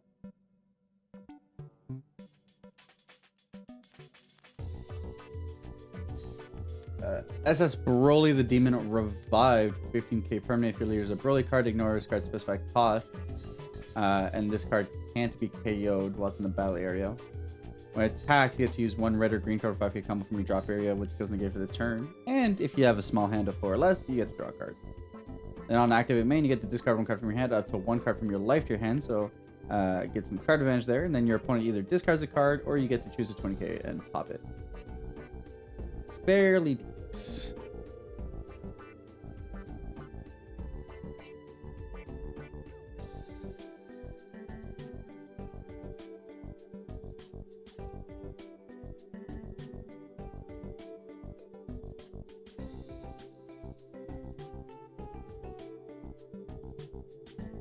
So Duke got the super combo there. Going to force a card to be a bottom deck.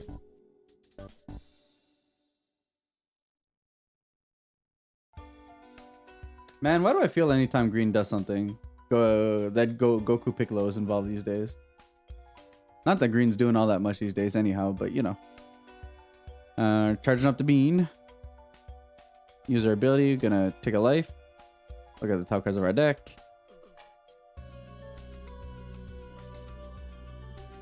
Grab the 4-drop.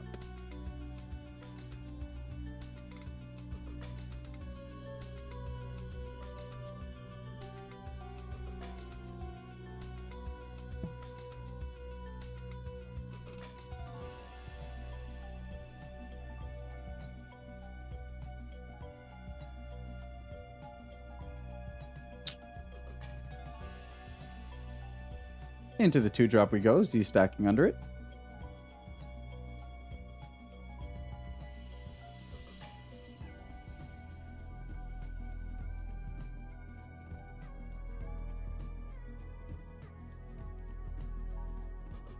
And we are going to swing.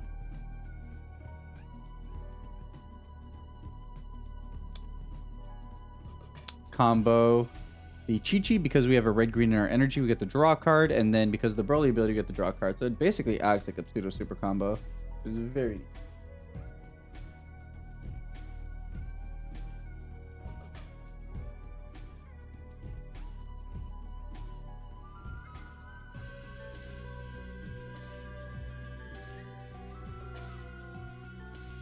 Alright, it's past turn here. Still chilling at 6 life with 1 energy up for the 21 deck. Going into our 3rd energy for the Broly deck here. Being the first turn player definitely helps out a lot.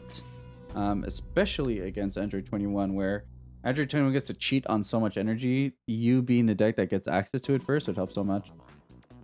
So entering the main phase, we do pay the 1 and get out the 4-drop. Get to ramp 1, and then that's a pass. So the red-green charge is rough. That's definitely tough for sure.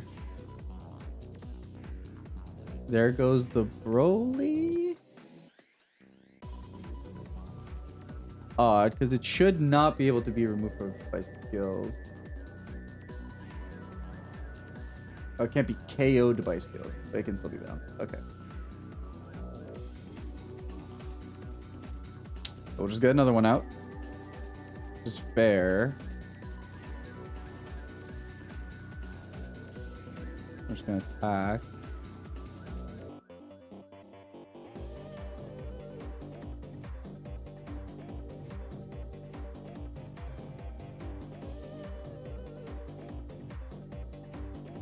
Then combos a 5k up to 20. Presumably just get more Z energy.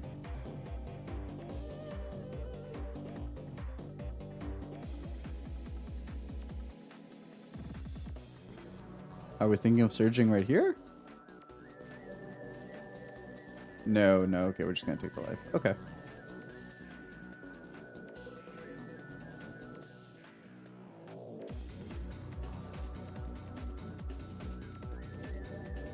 And that's a pass. So going into Enter 21's turn, going into the 4 energy turn, you'd almost swear the deck didn't go second.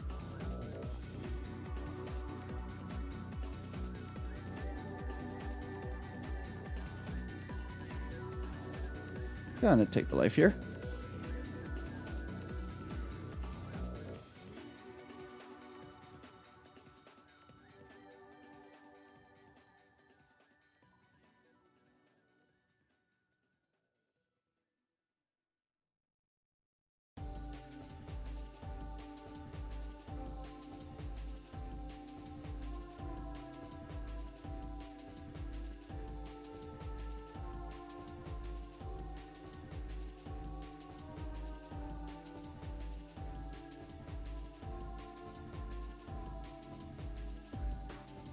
Find us a 4-drop.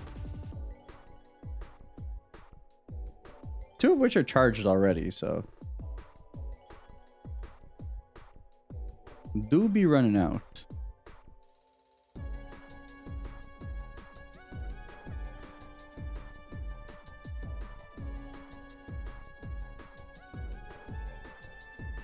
Going in with the swing with Ender 21. I'm not sure if you... I don't know if it's leader swing or into the Broly. Yeah, into the Broly. Get rid of the advantage.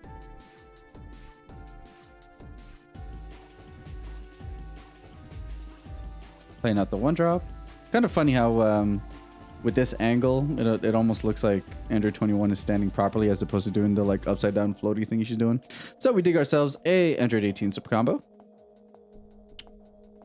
Crazy how that card still sees play to this day.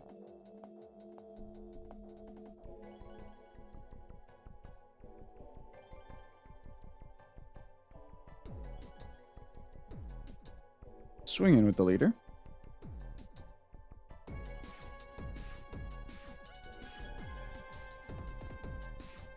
Very simple take from our Broly player.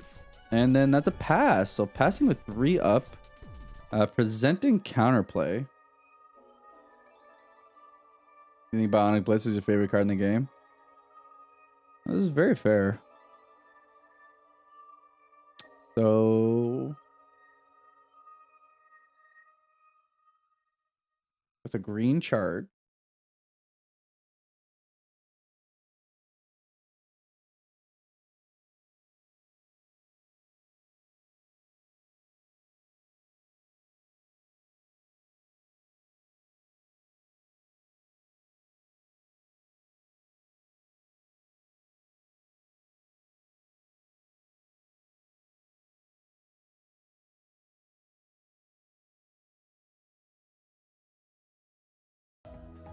I don't know if they made the clone token. I think they just never got around to making it.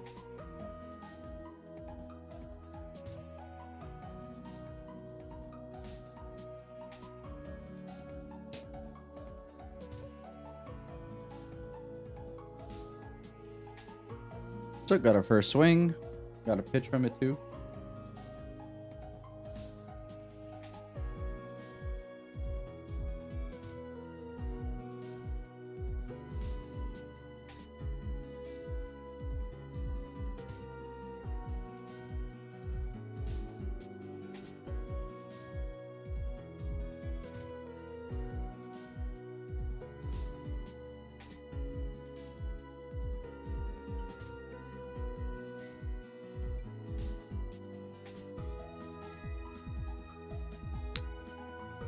These cards put in so much work. It is incredible how it took, like, presumably forever for these cards to see usage. Because they were out easily for, like, almost 2 years before people actually started getting around to, like, fully committing to using them in these green decks. It's just a very efficient, very good combo. Get a 25k dual attacker. You get to play the other one for 1. I think the other one's what, like a double striker? Forces you to discard a card. Are Fated Rivals from set 18? Or oh, I'm thinking of like the old World Martial Arts cards. Might be.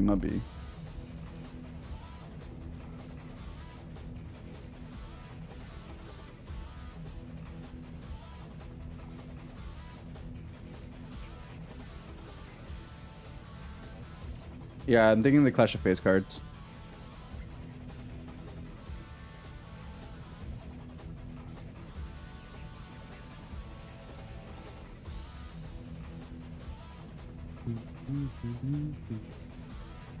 Found ourselves another Chi-Chi, so get some draw power there. Our super combo, that's not a super combo.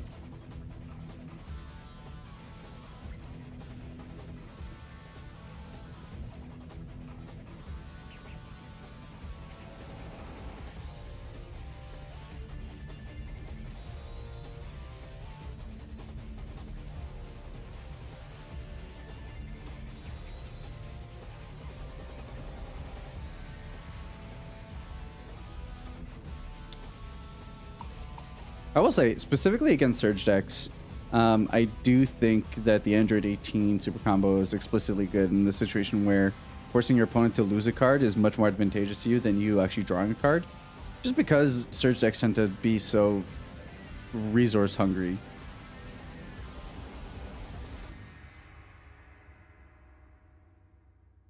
And there's the clone token.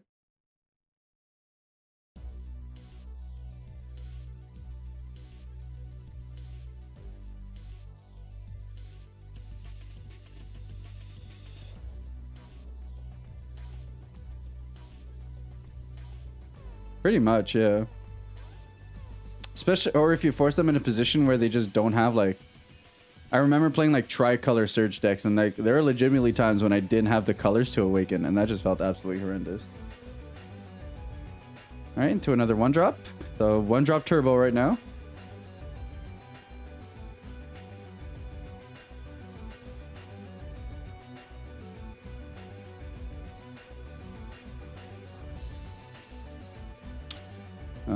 Three, 6, 7 cards in hand for our Surge player.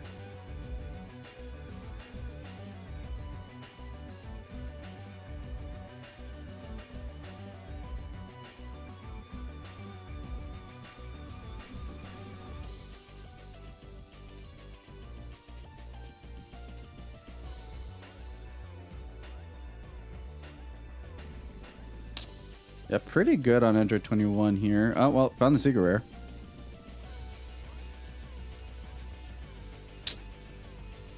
And we got, what, 3 targets? So I need to find our 4th.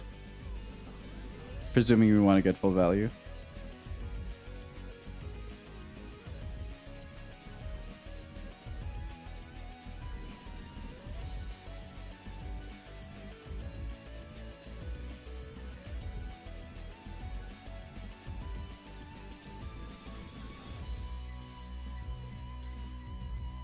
Oh, you mean hit on the ban list? Oh.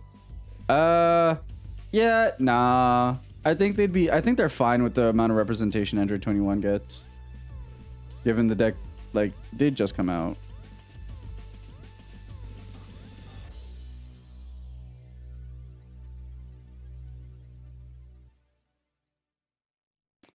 All right, so there's the Pan, which is our secret rare of choice. Very interesting. I wonder why Pan as opposed to anything else. Just maybe because we're trying to lean in on the aggro deck stuff, so you just want a free body? This is very interesting as to why we'd want Pan as opposed to other secret rare options. Yeah, probably just the free defense toggle along with like just a free body. Since you don't really have energy to spare.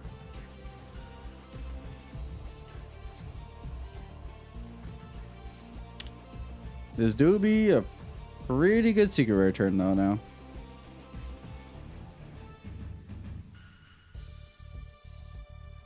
Yep. Oh, okay, that wasn't the one I was expecting.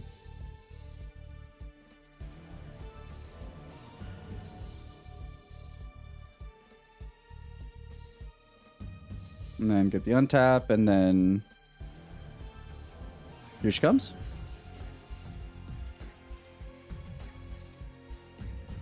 Yep.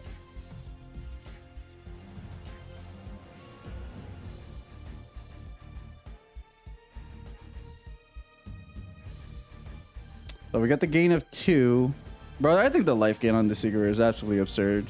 There's no reason this thing needed to gain you life.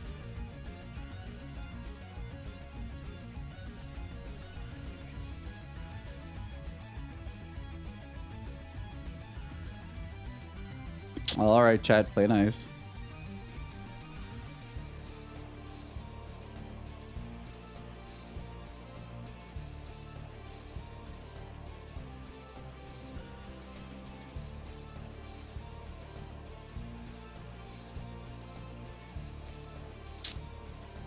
So how do we respond to this? We lost a bunch of tempo here, gained our opponent 2 life. Presumably we're positioned to be the aggro deck, so what's our way to kind of push through here? Opponent theoretically has access to 3 at the moment, I think.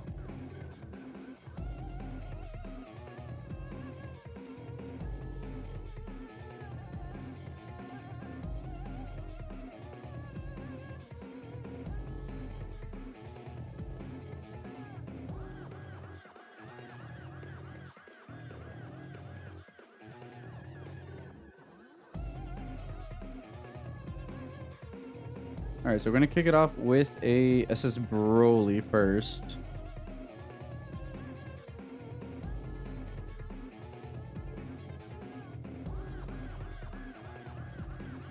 I haven't seen that card in forever. Fortunately, your opponent has way too many cards in hand for that to really matter.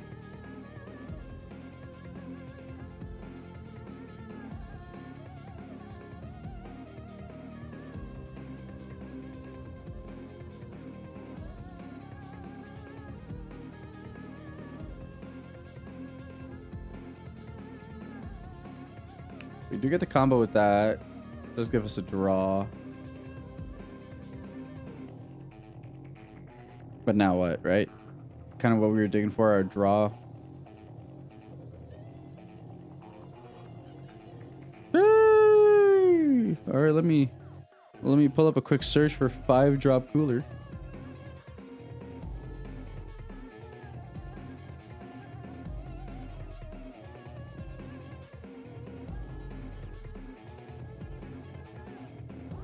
Cooler armed horse.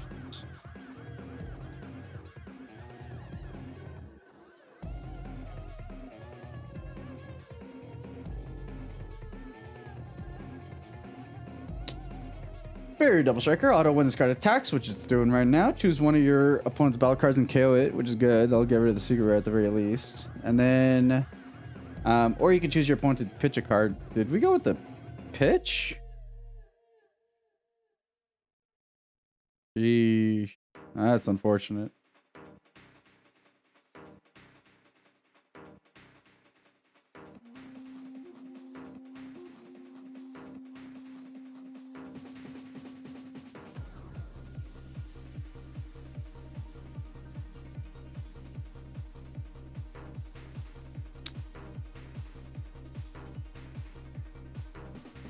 It does have barrier, but stills. I don't know how you're winning here. You don't have your secret rare. That's not an ace in the hole no more.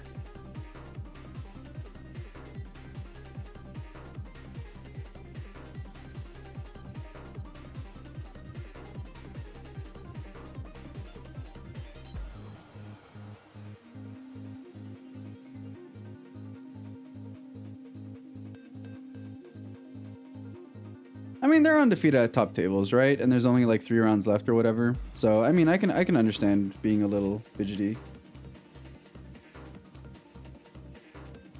I think the way they handle their cards is a little bit, you know, but their board's still clean, so I can't demote too many points on that.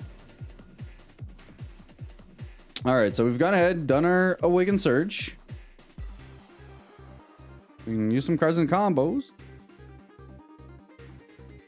But then what?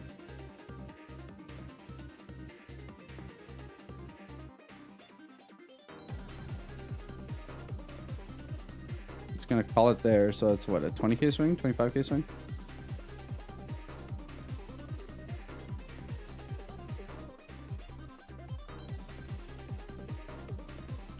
You're gonna combo out of it.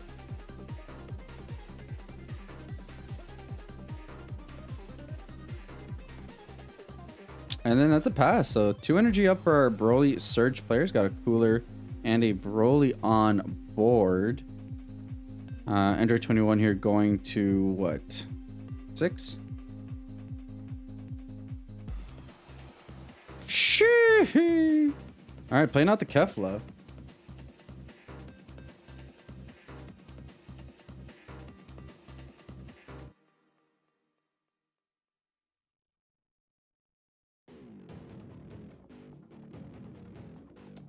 So this is a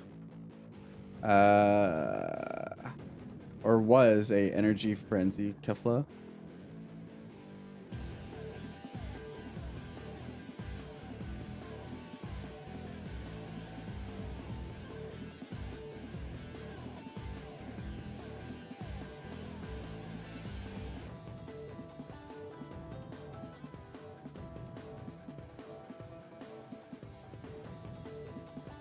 What's the follow-up? Imagine Topo dropping right now. That'd be kind of hot.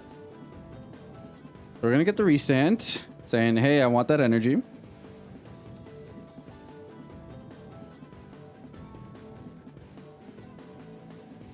And then we're playing another 4-drop, which is just good. So like we need what? Like an imposing presence right now to maybe have enough to combo, but now we're facing like a 20k triple attacker. We're facing a bunch of dual attackers.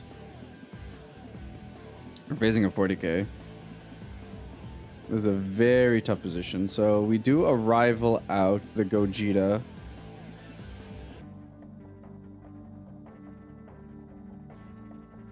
I'm gonna pop the attacking Android 21. And now we're gonna start going in with the boy.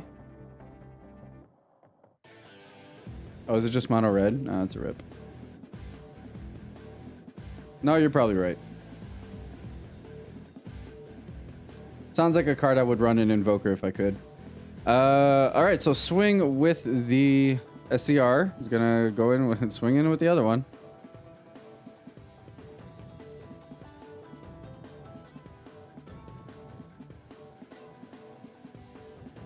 Going in for what, 20, 30, 40, 50, 60. And no, that's just the scoop. Does not. Yep, that's just the scoop there. So Android 21 getting it over Surge Broly. Very unfortunate here. I was very excited to see maybe it do its thing, but unfortunately, not really having a great way to play around the SCR meant that just kind of lost our board. And Android 21 did a fantastic job of defending against that board. You know, when we fought the Fated Rivals turn, just being able to mitigate, like just not take anything, which is huge. And then, you know, finding SCR is pretty good. And unfortunately, the pan did force a very clean, okay, well, I'm going to get rid of the best cards in your deck.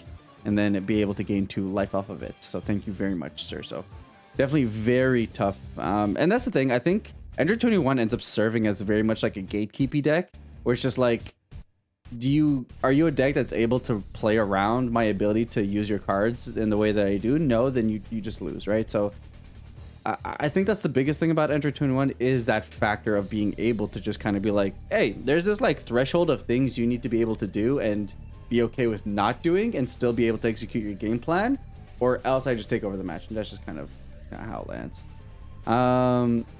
That said, we do have about 15 minutes left. So let's see if we can jump into a table, find something interesting. Yep, Majin Vegeta versus 21 boys. Also, what an interesting way to put your life. I mean, it's very clear. I'll give it that. All right, so playing into the one drop, search the top 5. Allowed an Android.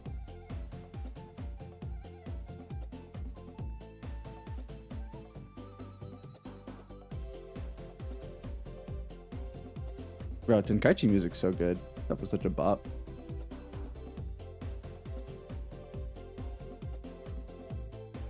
All right, so kicking off with a charge and swing. I mean, I'm not complaining. It is actively not a bad way to put life. It's not the way I would do it, but like if my opponent is, I'm like, yeah, sure. I mean, I get it.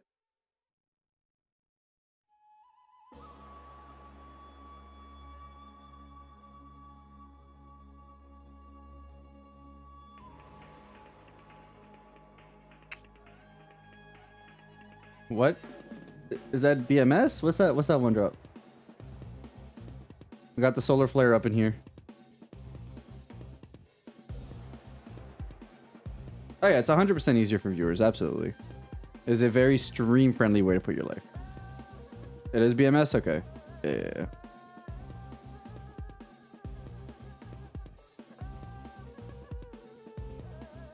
Gonna combo away the 17.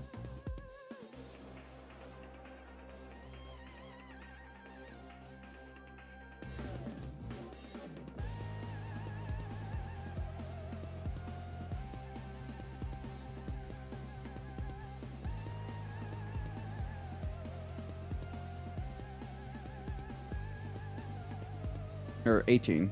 Whoops. And then another 18 here. Gonna look at the top of our deck. Find a 17 and 18.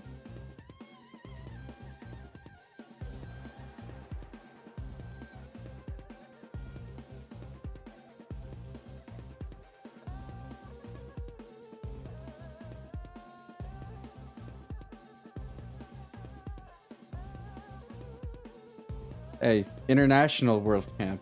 Don't forget about that. Oh god. Representing the nation of Australia from Miami, Florida, Robert Reed. Oh god. The things I would do to have casted Robert's game at Worlds.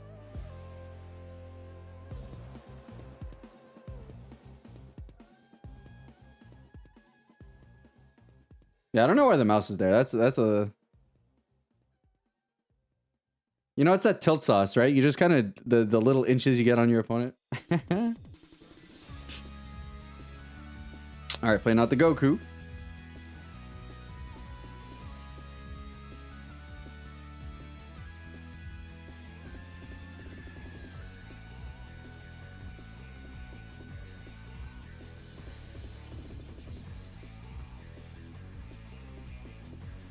Yeah, it is pretty hardcore. But the way, like, here's the thing. The way his hands are blocking the light, it almost feels that, like, if he was sitting upright, he would actually block the glare.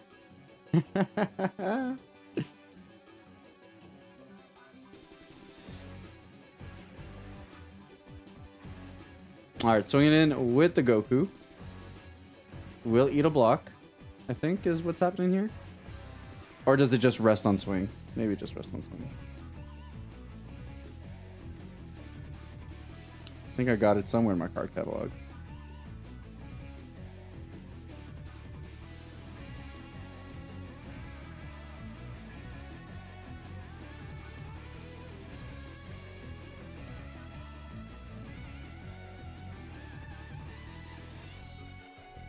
Rest with leader. Ah, I see. I see.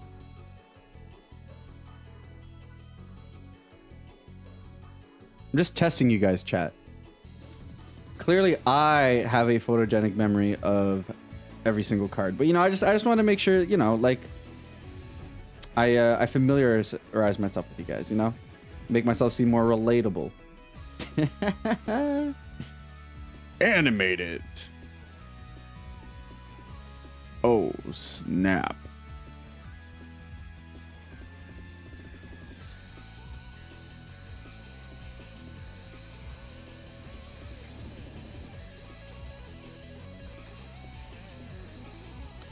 BMS do be pretty good in 10-21.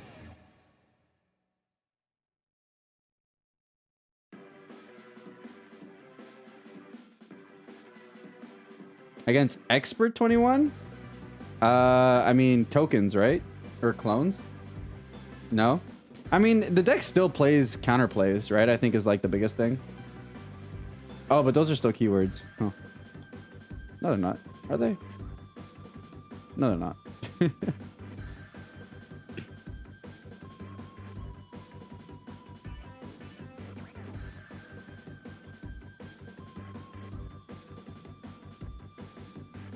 Counter? Okay, yeah.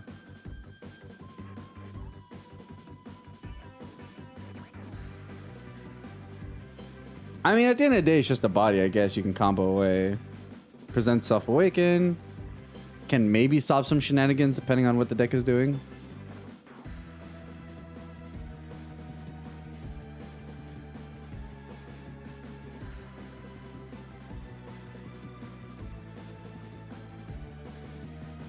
Oh, true. Yeah, the Ramsey battle card. Yeah, that is good enough to be annoying. That sets him back a whole turn.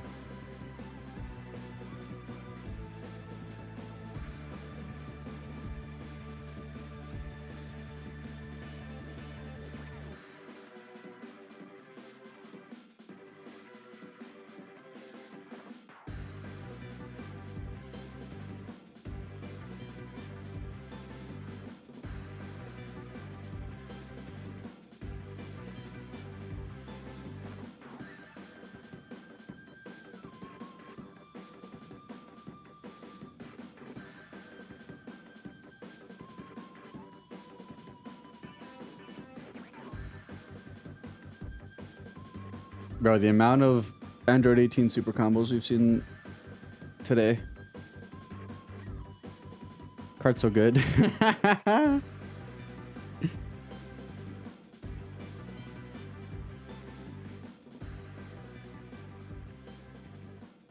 Alright, there goes Vegeta.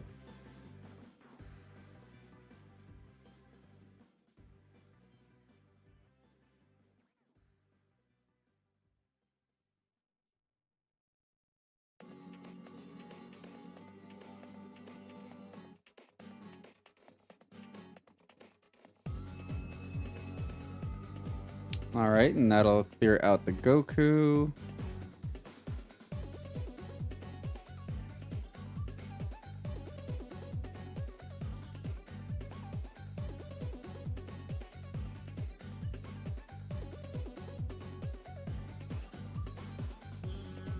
I will say, between the SPR and the collector's version, there's no excuse to have a base version.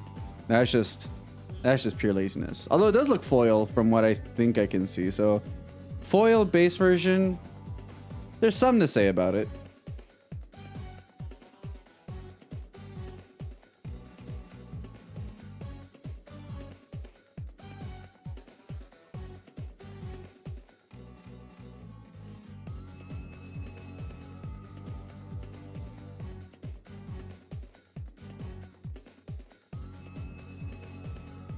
I don't know. Has anyone got a clue on when the next set comes out? I guess I could check the Dragon Ball site.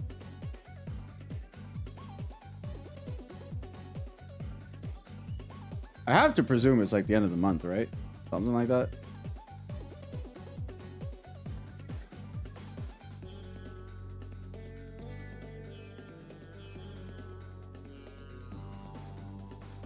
June 16. It comes out in 2 weeks.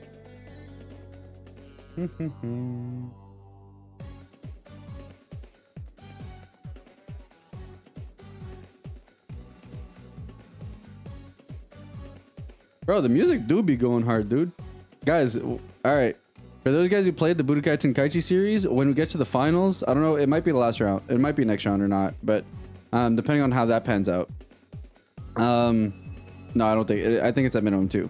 When we hit that last round, I'm gonna hit you guys with challengers, which I think is like the Tenkaichi 3 theme. Oh! Just hold up. But yeah, the Budokai 2 OST slaps too, so we got this.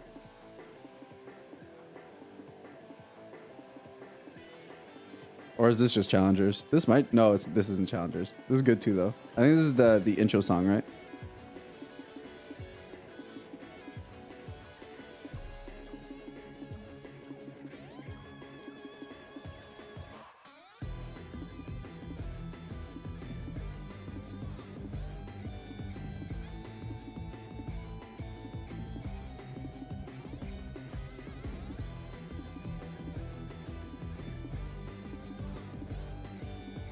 Everything has its area, but it's a preference thing. I don't know. Like, you're talking to the guy who plays left-handed for some reason, so like everything is flipped. And I also tend to just put things in zones that make sense to me. So if you're a stickler for like board accuracy, like I am definitely not your guy, because I am definitely loose with it. Mind you, my board is always clean and it's always, I try to keep everything super clear as to what is where, but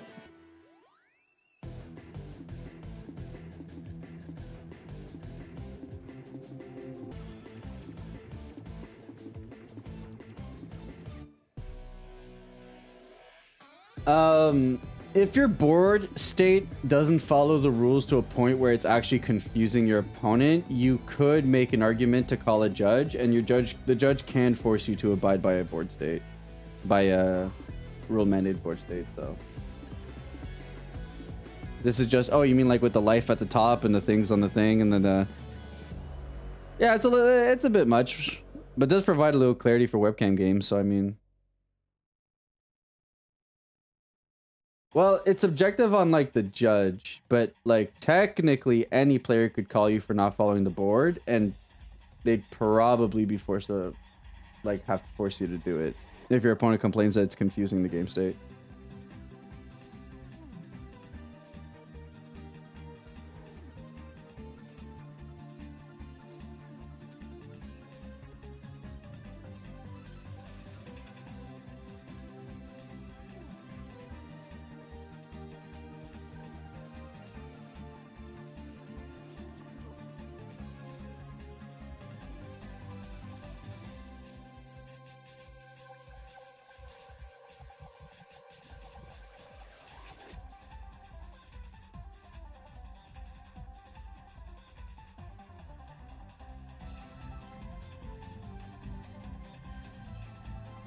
Gonna pay 1, play out Goku.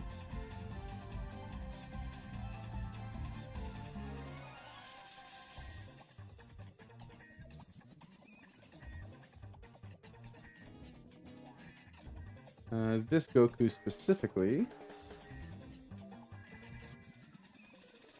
It's Goku and Vegito, so it's a 20k double striker that you get to pay for 1.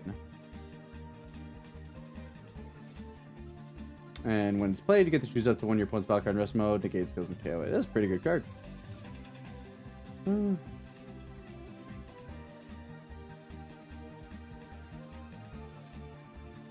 Woo! Do love me a counterplay, though. Do love me a counterplay.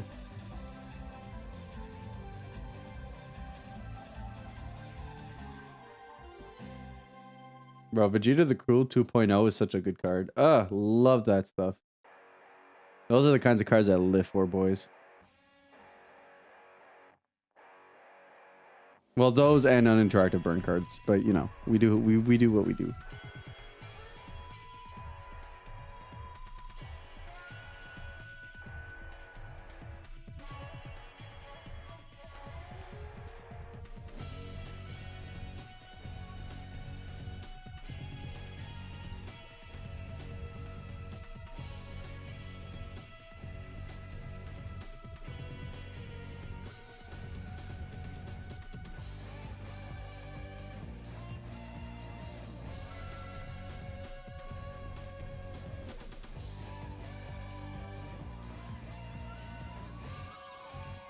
Bro, we are in the tank, my boy.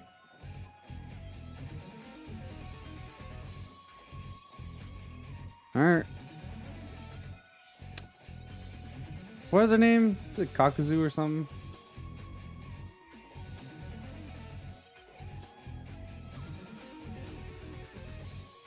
Alright, we hit him with Power of a Super Saiyan and draw a card.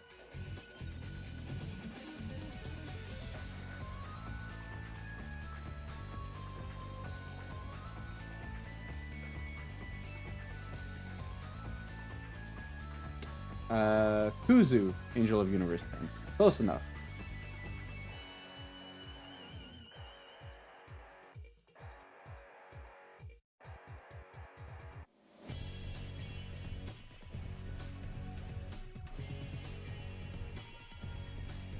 Hey now, be nice, guys. If we go around calling people names like that, I am mandated to kind of time y'all out, and I'd rather not do that.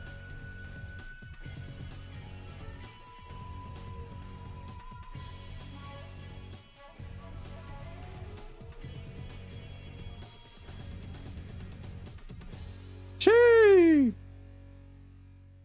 Yo, so my first Kuzu was like kind of dope, so here's my second one. That's just tough. Ah, card's so good.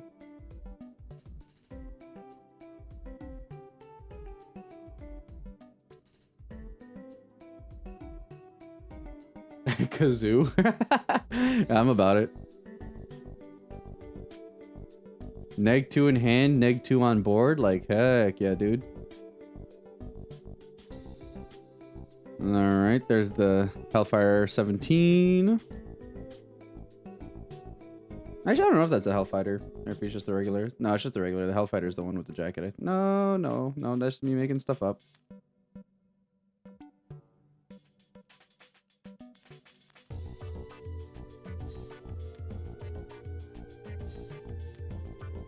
Alright, then pay the 1 for another Android 18. Look at the top cards of our deck.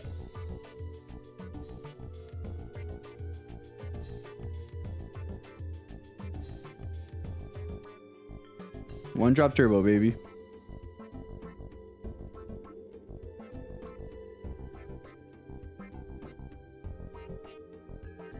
Because, as in, like, you could Jiren the Kuzu play? No, that's just. You're negging a card to neg a card. That's just not worth it. No, you're negging a card to not neg a card. That is all. Like, I understand there's some situations in which it might be like dope, specifically the Kuzu situation, but I don't think that's as impactful as one might think it is. I mean, here's the thing: you do get a card on board instead, but Kuzu will still be able to pop a card. So.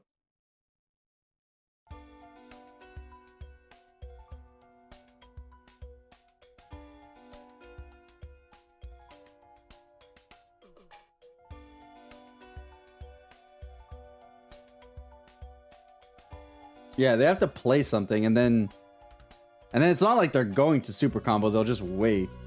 So I don't know. I think it's neat, but like your opponent has to hard play into it. But then I guess like yeah, if they play something very early, you counterplay it, then his auto triggers, and then does his auto float for the turn? Is that how it works?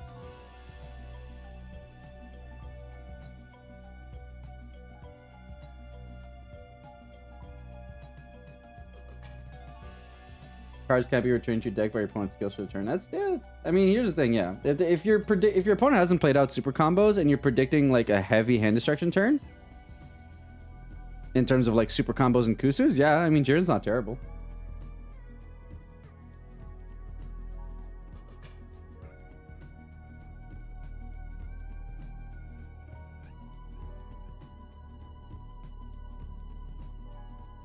It's not the worst idea I've ever heard. That's for sure.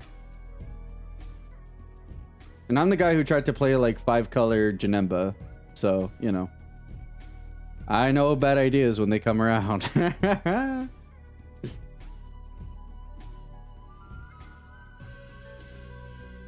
All right, there's the secret rare making its appearance. You know, this secret rare is definitely one of those. Huh. I thoroughly misevaluated this card. I thought this card was absolute cheeks. And yet here it is being the staple of all staples in terms of yellow SCRs. It's nuts. It's crazy. Sometimes you just miss the mark, you know? It just felt so uninspired. And the fact that it replaced your super combo was just like, what? All right, swinging with the boy, getting the draw card, 40k swing. Down to 3 life here for enter 21. I believe we're on 2 here for Majin Vegeta. Yeah, it is very free. It is definitely very free.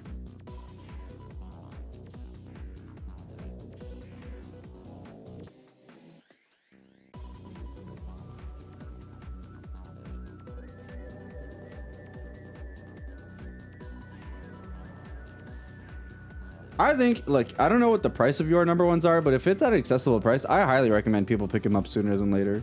Because that's a card that like literally scales with like future design forever. All right, got it down a Bardock, so we'll be able to draw 2 pitch 1.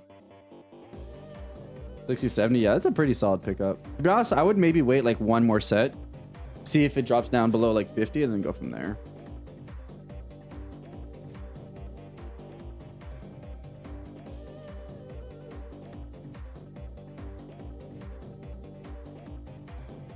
All right, there's an Android 18. Gonna pitch a card down. In terms of hand size, we're looking at about 8 cards for our Android 21 player, and then for Reeds, I've got no idea. He's got about like 10 cards in hand. I don't know why I asked.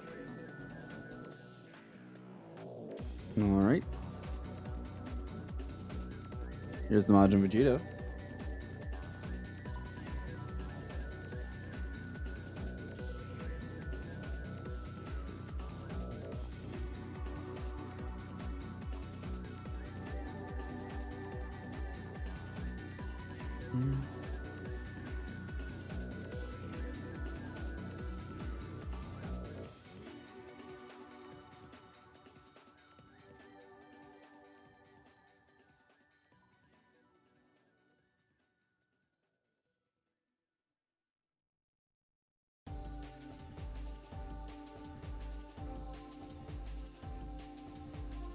It do be doing a lot of everything. 25k swing.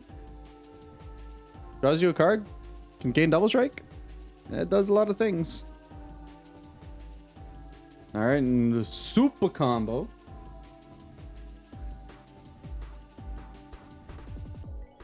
Oh yeah, I mean right now, your number 1 into universe at stake is the best because it's obviously lined up to be that way. But it's just the fact that forever and ever now, bro, they print a yellow Goku, you instantly look at that card.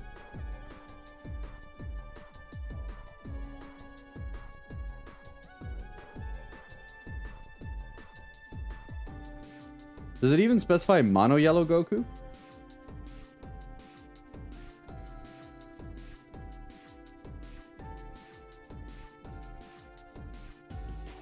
All right, we're comboing out. We got a combo out of this.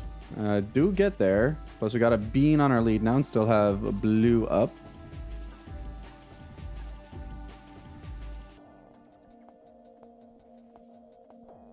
Just yellow Goku. Hey, man. That opens up the door to multicolor as well.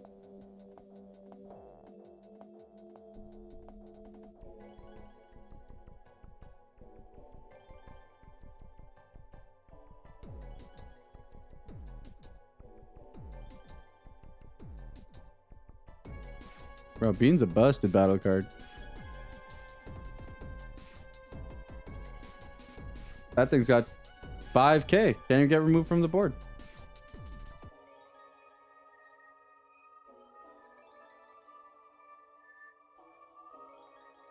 All right, play out the Goku.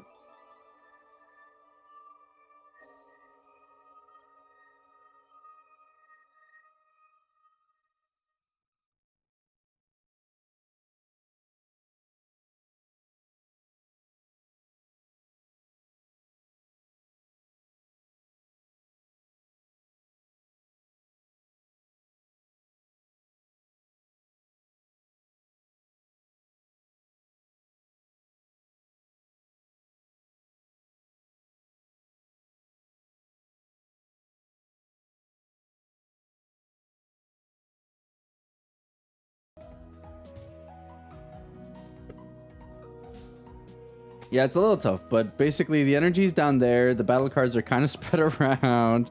The Z energy is at the top.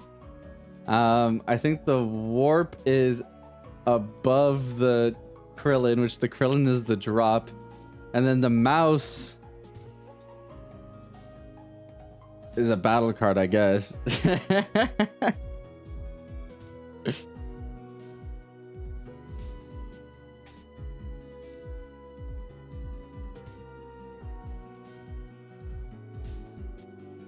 All right, got ourselves out of that one. Well, no, we took it, so now we're down to 1. We're a yellow deck, so we do always have the option of going for an oolong. The mouse is the unison? True.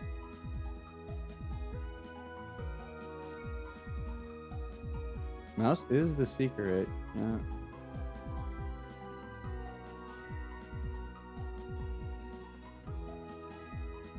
All right, Robert, what's the play? How are you closing this one out? You overwhelmed? No, you already overwhelmed. We oolonging? No, we don't have Z energy. No, we do have Z energy. It's just in a weird spot. Oh, we're comboing. Dang. We got a number of cards in hands, but you know how it works again with Enter 21. Could just be a lot of dead cards. Your drop ain't gonna save you. What's in there? What do you think is in there? Come on now. 20k versus what? A 35k swing? 35, I believe.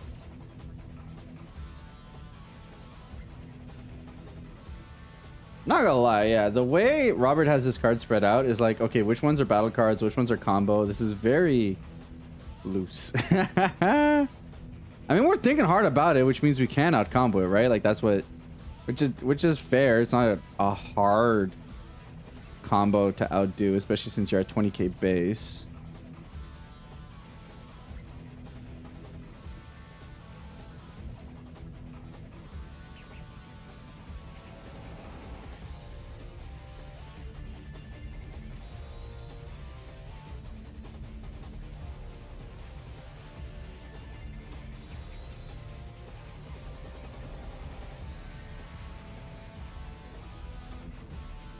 Okay, sure. That'll allow us to draw a card.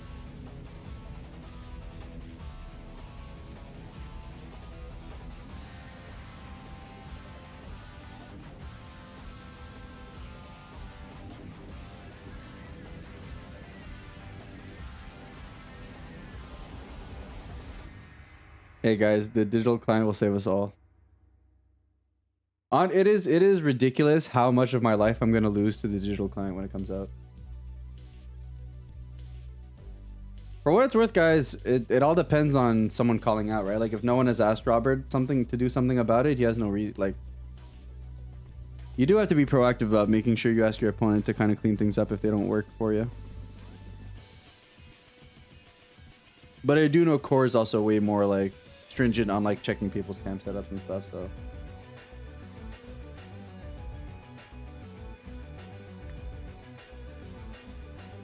All right, we made our decisions, comboed out of it. Still alive, still at 1 life, still at 20k. Now we oolong.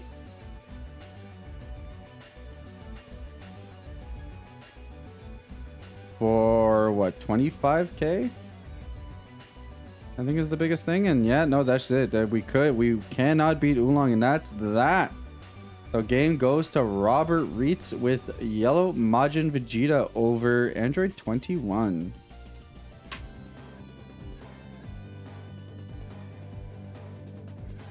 Gotti. All right, we're in this.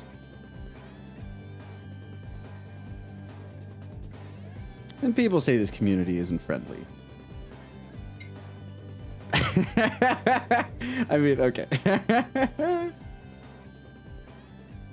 Oh yeah, no worries. I mean, the opportunity came up and I was like, yeah, for sure. I love casting. Why not? It is so rare for me to have a free weekend to be able to do this. So.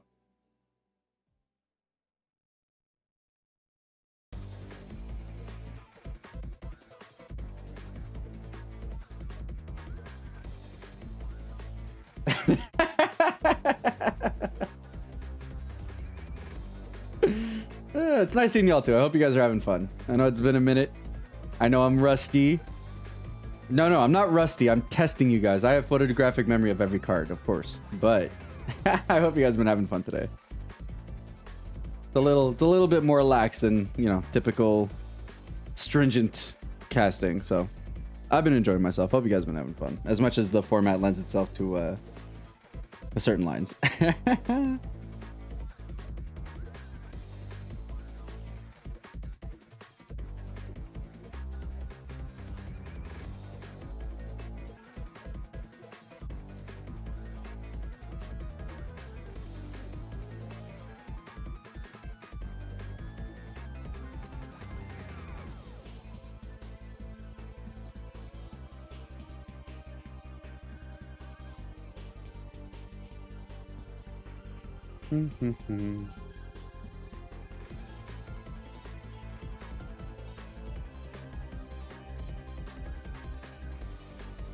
This is round 7. You guys are absolutely correct. You guys are catching all my Easter eggs. All right, so we've got Verx here going a foist with the charge and a path. No search on turn 1. Pretty relevant.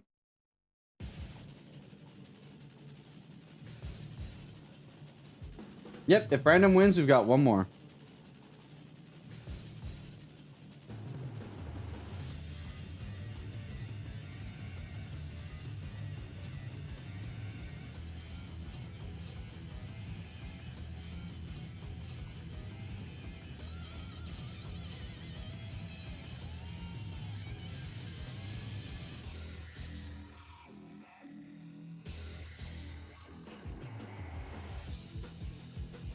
All right, guys. You know what? This could potentially be the final, so we'll put it on. We'll play it. We'll play it.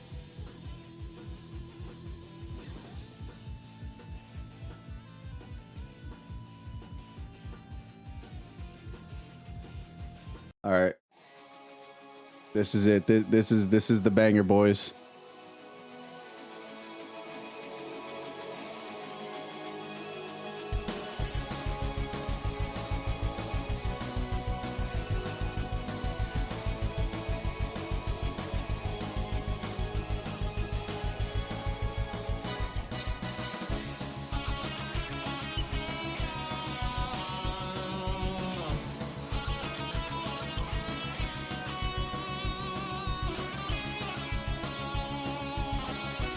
If you weren't beating your brother's face in Tenkaichi to this, or Budokai, I don't know if you had a childhood, my guys.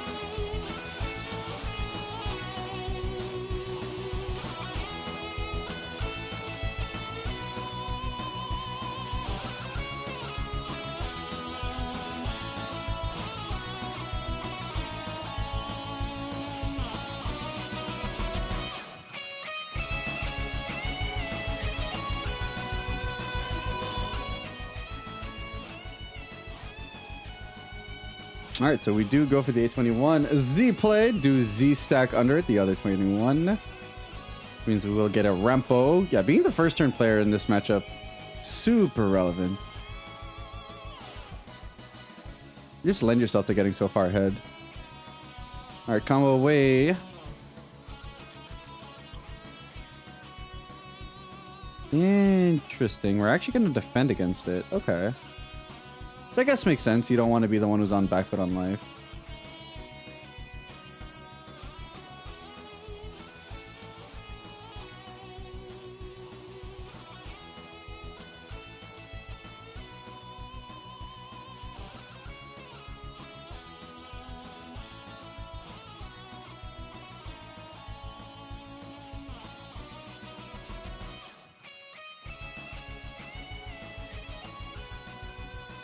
All right, find the 1, drop A21.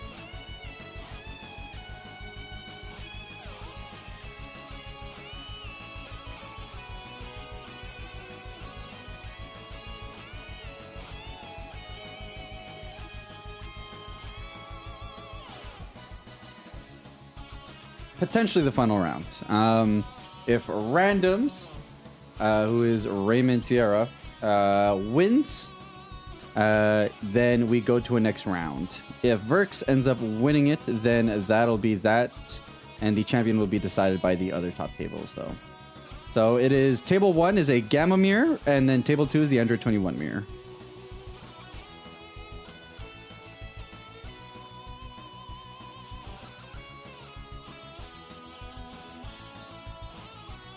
Is it not relevant? I don't know. Bro, no shot. Is this man's using his mail? Bro, you're doxing yourself, my guy. I can't do anything about this. Oh my god, no way. Thank you. Oh my lord.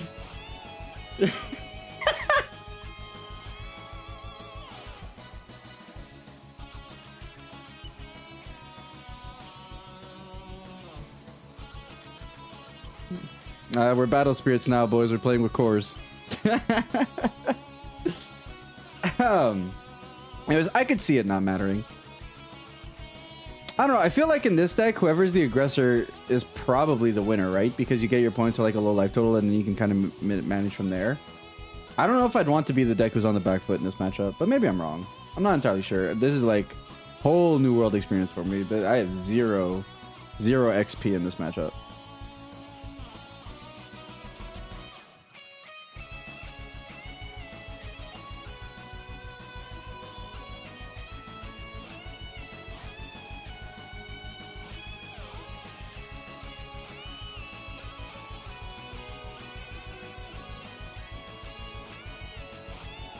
I mean, maybe the guy has only got his deck, you know?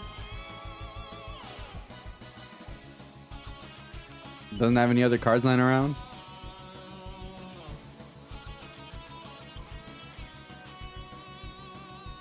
Whoever plays the Z card first is on the back foot. Interesting. Interesting. Is that just because you've basically accelerated your opponent? Is that it?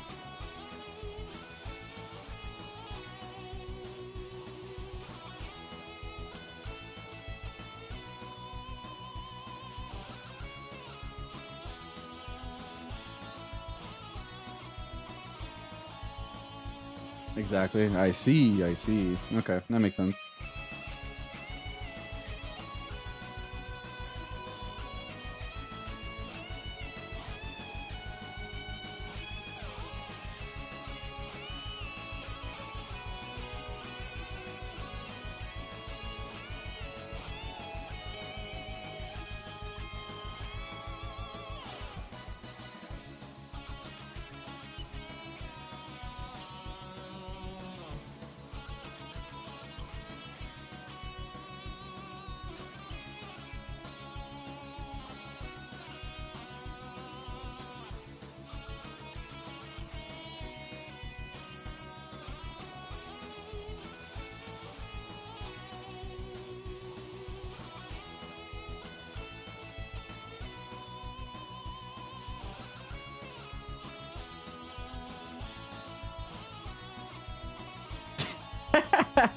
Alright, bet.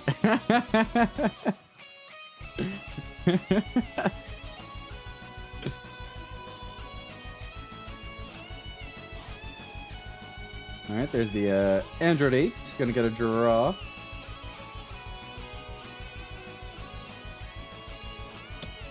Yeah, but Randoms has real tokens. Burks has his mail.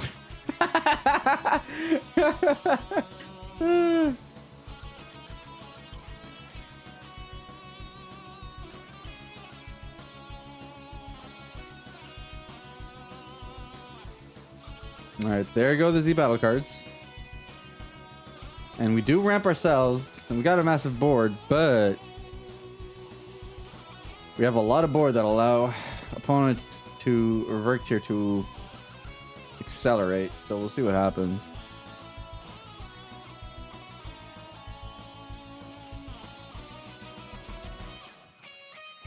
Yeah, ramp into black is big oof though.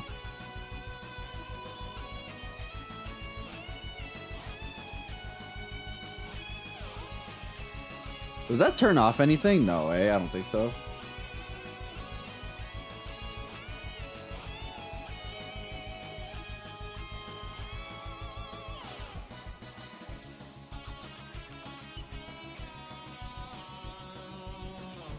It's just basically dead energy, right? I think that's all it is.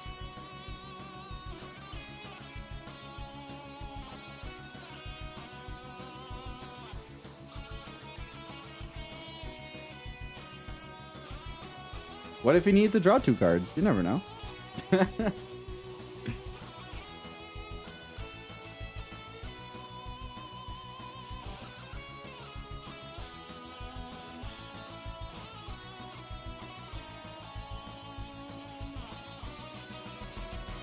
The Vegeta SC, yeah. Yeah, the Vegeta SC is the only thing I can think of that would potentially be turned off by it. All you're really doing is basically, like, thankfully you're playing a mirror match, so the green and blue can come from your opponent, but it is definitely rough.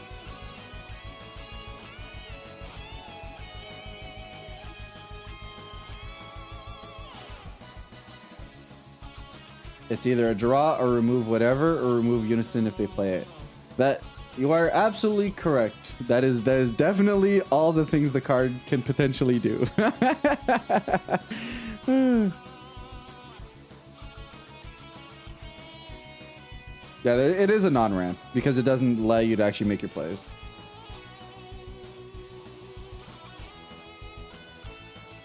All right, so we're going back into the Z deck and going straight into the 4-drop. Z-stack in the Beerus.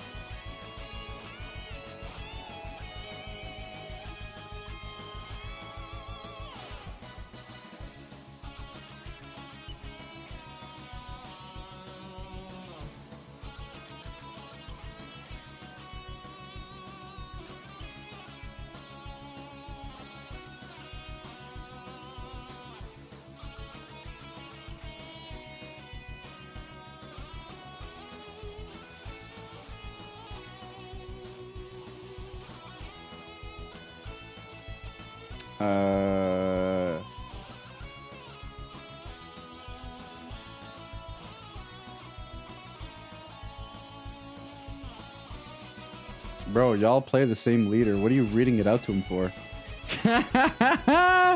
Alright, anyways, we get the untap and then the pass here. Yeah, that black smoke looks absolutely horrendous in that energy.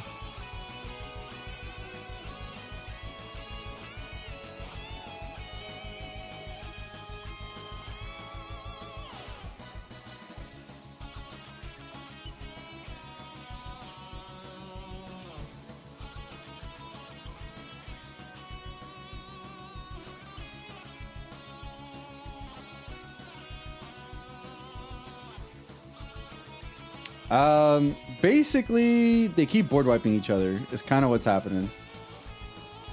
At the moment, Verx has got the Z battle card with a Beerus under it, and he's got a clone token.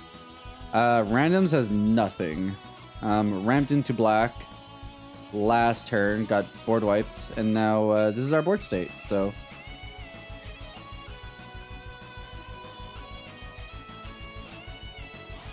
And we're on 5 energy to 4 at the moment.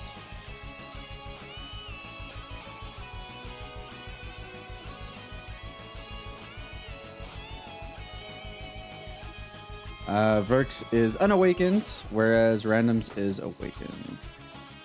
So, 1 drop to pull out the 4-drop.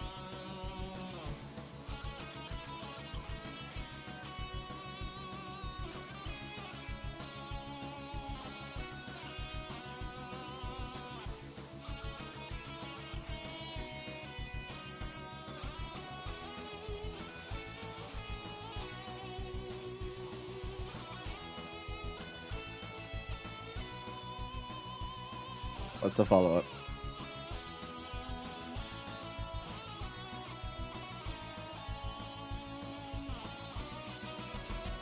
All right, swing with the lead.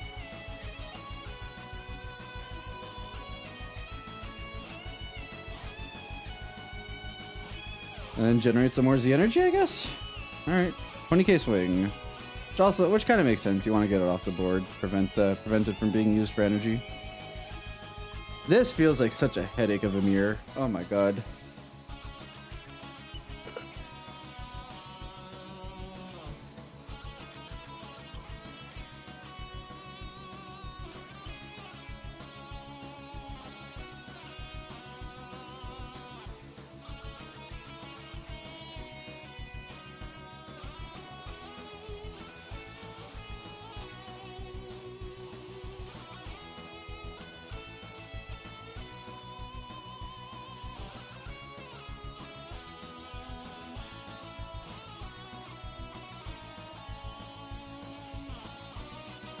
Yeah, that black energy is just tough, man.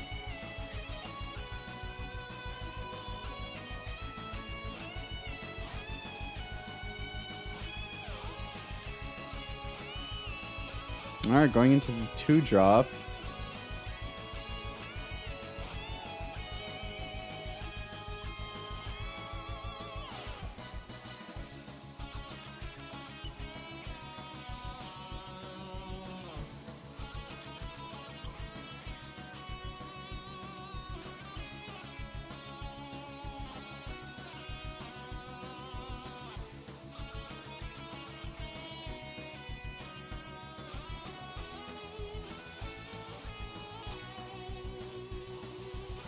Yeah, we've been in the tank for a minute now.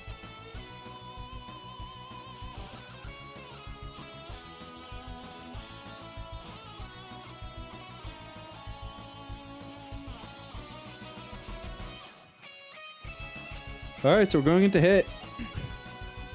I mean, yeah. And then we'll swing in.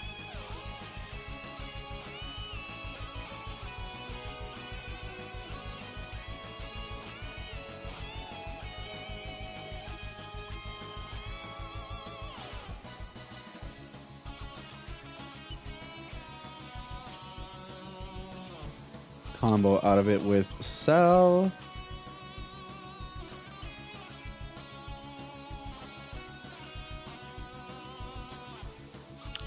Yeah, no reason not to. Swing here with the 2-drop. We're gonna combo. Nope, looks like we're leaving as is. Likely force a card from hand here. Combo away the 4-drop.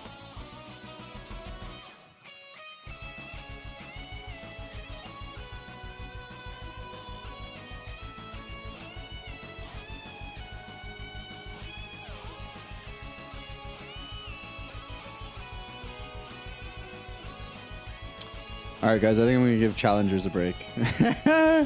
Been listening to this song for like a solid 10 minutes.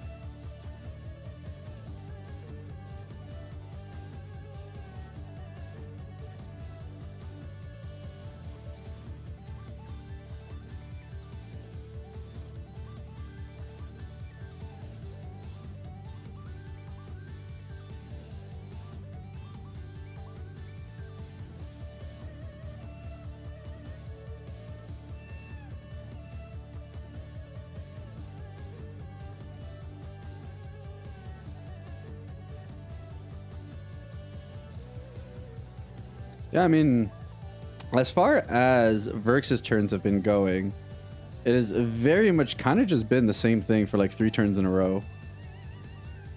It's actually just been 3 turns of like play 4-drop.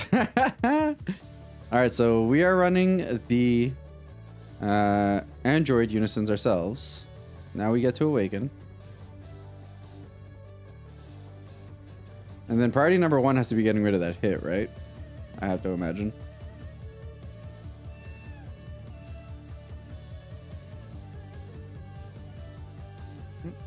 We do play out the Android 17, so it's going to cost us if we're going to keep swinging.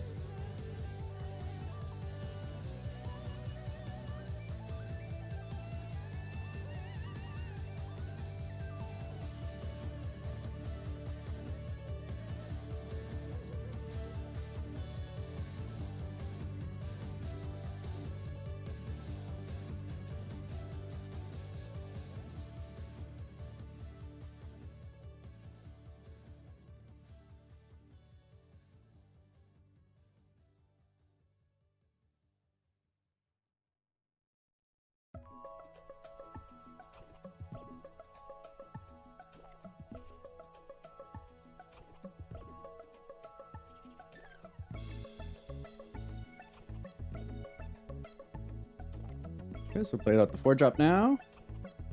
Going for the leader swing.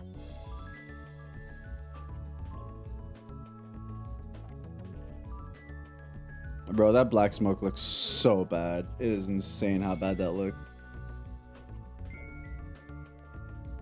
Love the playlist. Hey man, you can thank the you can thank Bandai for that one. But don't tell him.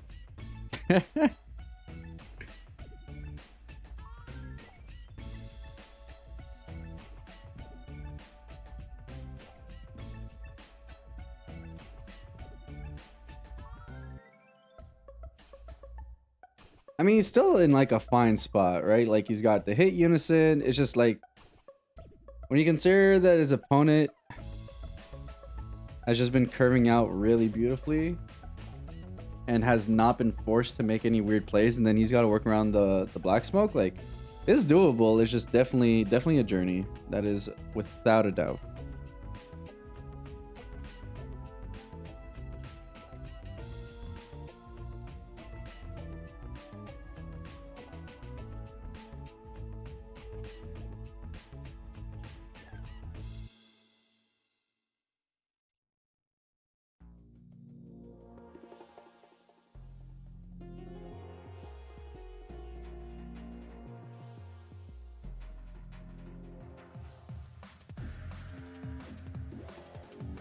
Yeah, hit was not used. Hit was played for 2 and then +1 for draw a card.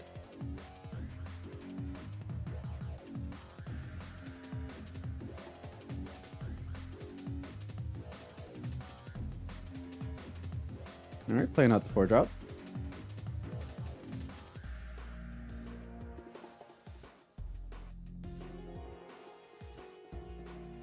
Yeah, Verx has been just not having to deal with any pressure, which has definitely helped. Is just like, just kick back, not put it more than I need to. I actually really like the lines Verx has been making in terms of just like, no need to overcommit, played cool.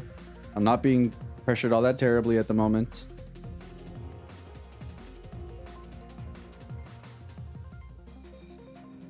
Yeah, 1 green energy is rough for sure.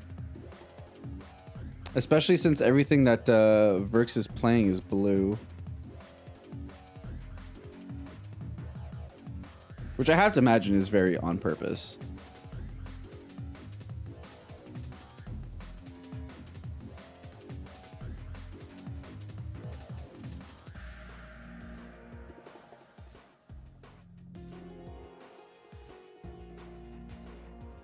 Alright, so we do get the flip with hit. So leader back to being unawakened and cannot awaken until the end of the next turn, which is good. It's definitely a good thing, at least for randoms here. So we'll see how he pushes through. I'm gonna attempt to Android 17.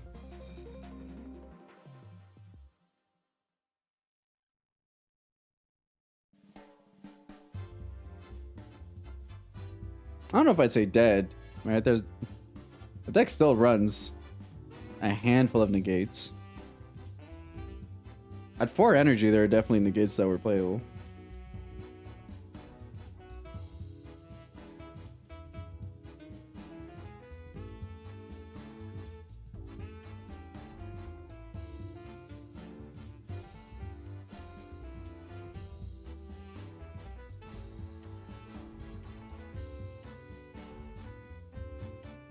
Yeah. Yeah, he did. He most definitely rested his only green for the hit ability.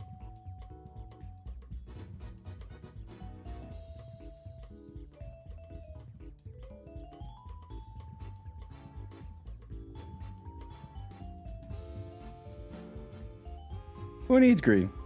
It's primarily we primarily run blue cards anyways, right?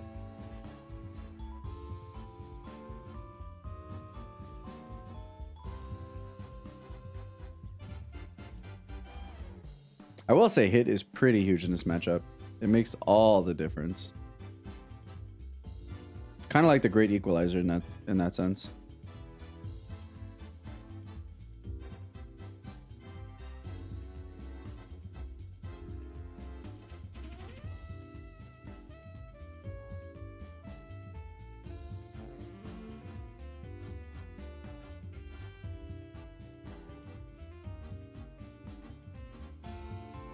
The green energy is a blue-green. Hence why he was able to use it to play for paper hit.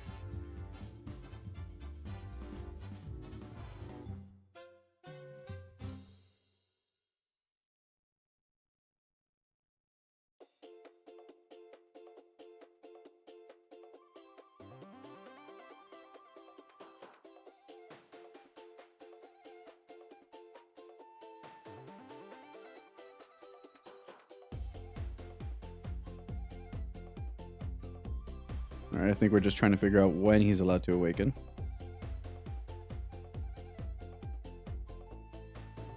Well, we're both playing with lots of cards in hand.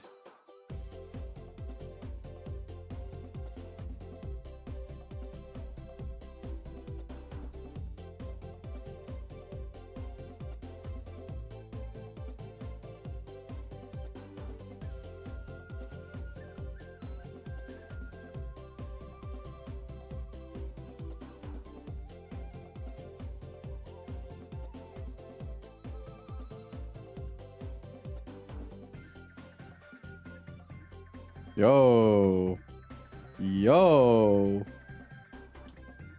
Mechicabra, the broken seal. That's kind of pog. We found use for the black energy, boys. Woo! I wonder what he named. Probably the secret rare? Has to be the secret rare, right?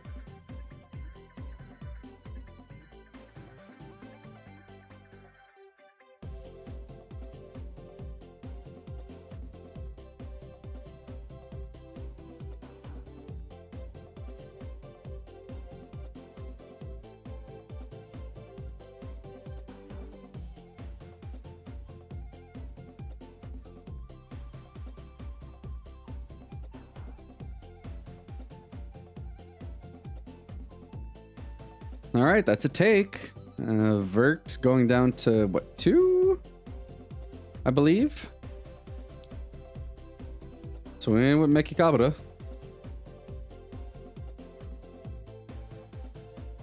How much you gonna combo into it, buddy?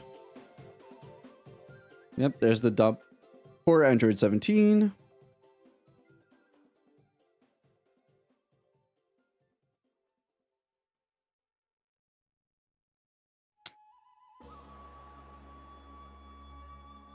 Yes, this is the pair down. If Randoms wins, we move on to a last round. If Verks wins, then the tournament is over after this match.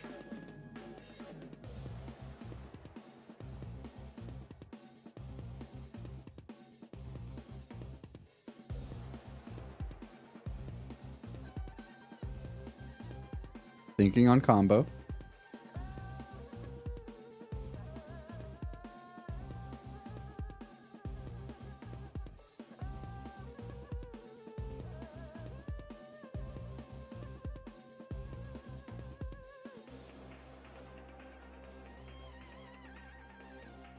Alright, so we do have a play of Goku Black, which will get rid of the Mechicabra and draw a card, so pretty saucy.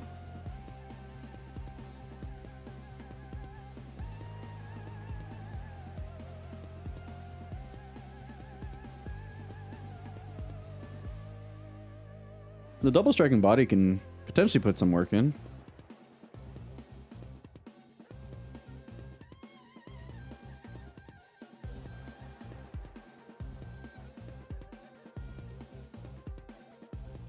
Cell, I mean, don't get me wrong, Cell is obviously good, but Cell doesn't get rid of the unison, which is pretty relevant. And Cell hits what? 4 drops or less? Or is he just a clean board wipe? I can't remember.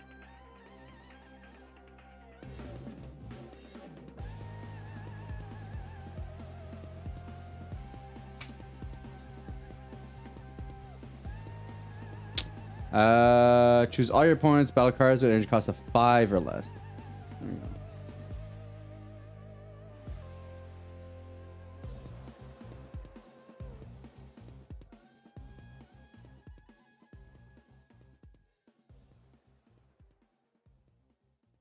Yeah, we're gonna get rid of the double striker and then bottom deck the other one.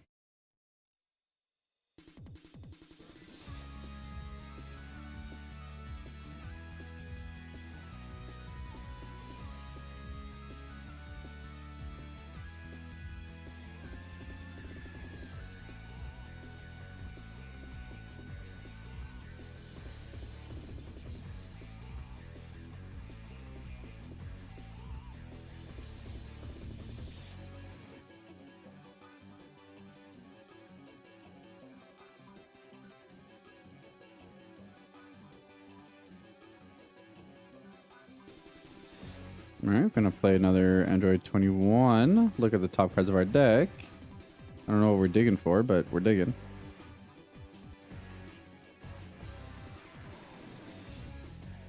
Find ourselves a 4-drop. I will say there's a level of sequencing that you have to be like have a certain level of awareness for, where if you play, like if Verx plays a green battle card, he needs to kind of make sure he attacks with it right away, just to prevent the opportunity for getting a free green. But for randoms, you really want to keep them off green as long as possible, so.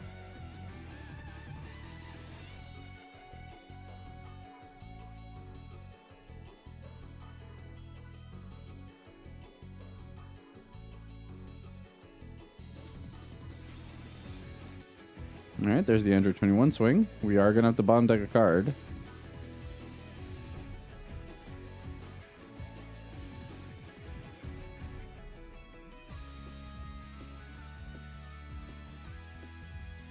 $25. $40. Is it a double striker right now? Is it currently a double striker? Wait, what?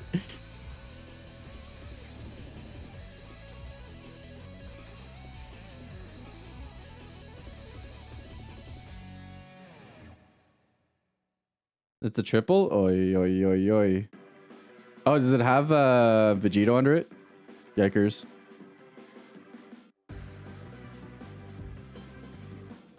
The big oof.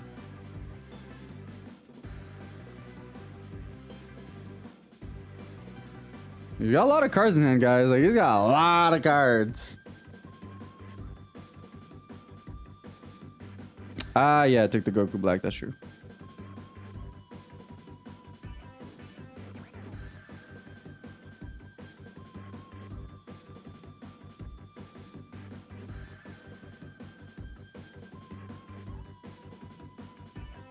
You do have to bottom deck for those, so no card in hand. Yeah, this was a very risky dump. I don't even know if he had to dump here. That is tough. Yeah, you gotta bottom deck those, dude. That's GG's. That's sheesh.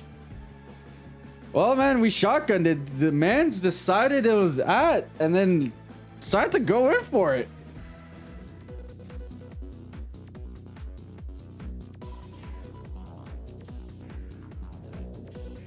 A pile shuffle is not randomization.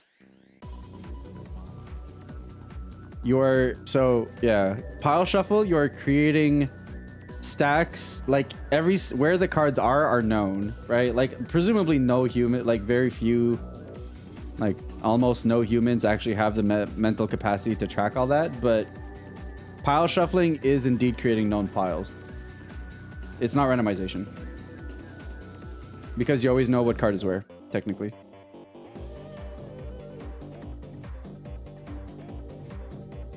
All right, so we're jumping right into it here. Jared plays extremely quickly is one thing I'll say. he knows his lines to the T, to a point where like it almost feels like he doesn't think about his plays. He just knows what he's trying to do. So we do have the 1-drop here, search into the Android. Here we do see the 4-drop charge into the pan. We're going to get a draw. We're going to hold on to it until we can awaken. We will use our Android ability, take a life, look at the top 5 cards of our deck. Going to go ahead and presumably take something here.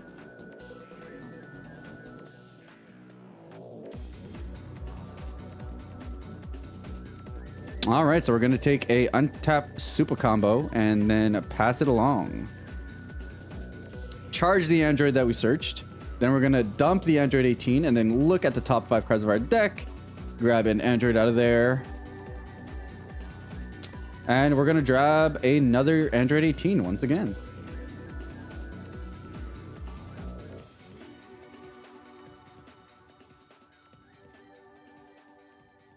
All right, here comes hit. Oh, that's big game. But we do know that Raymond runs black smoke. So if he can get it in his hand instead of ramping into it, that'll be pretty big game here. So lots of cards in Jared's hand now. Swing does get the awaken off. We'll get to draw a bajillion cards. Effectively has like, I think a 10, almost a 10 card hand at this point. Going down to 6 life here. We'll go ahead and deal the damage. Are we going to keep going to allow for an early awaken, or are we just going to pass there? Looks like we're just going to pass here. Android 21 on 6 life going into their second turn here.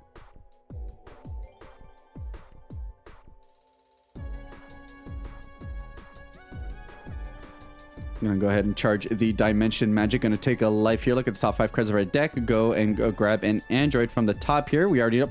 Didn't even have to look at the rest of it. You already know we're taking the Secret Rare. So the Secret Rare is a threat now that Jared is going to have to consider moving forward. Can't risk it on the going wide because it'll always be available. Unfortunately, being a blue-green deck, you do kind of make that a very easy viable play for him. So no overextension.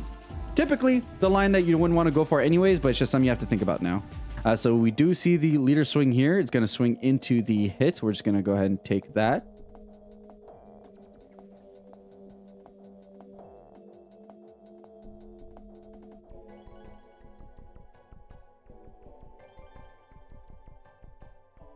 I'm going to play another pan, draw a card here. This is effectively almost like ramping, so... All right, going into Jersey 3, we're just going to charge away the Android 18 that we searched into last turn. Pay 1 to play, which will do a swap there, and then we get to look into our deck. Try and find some more gas.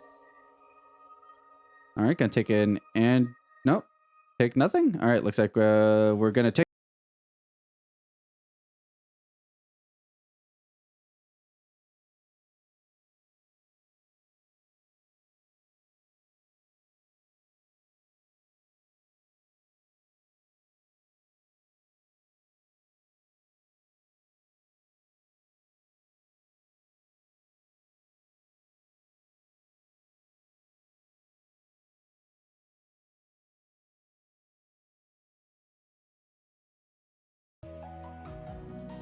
Oh, we attacked. I see. Okay. Yeah.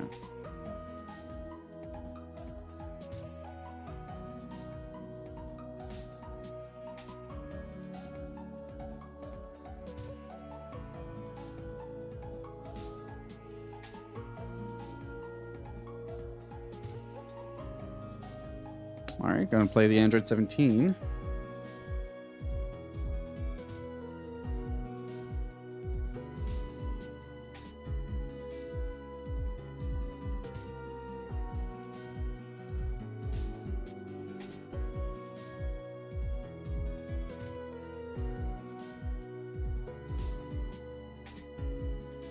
Gonna go plus with the hit. Gonna draw a card. Ah, it's so good in this matchup. It is nasty. All right, we do have the swing here with the hit.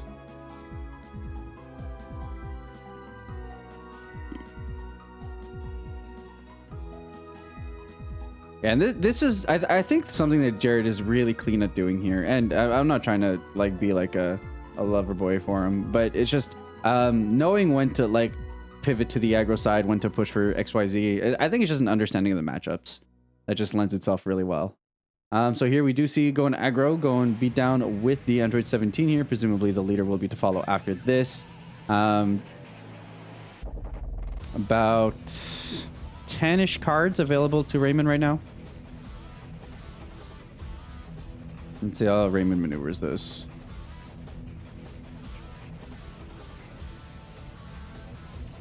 All right, no, we forced the awaken here. Very big here, not wanting to give too much, and then we go ahead and super combo, and that gets us out of it.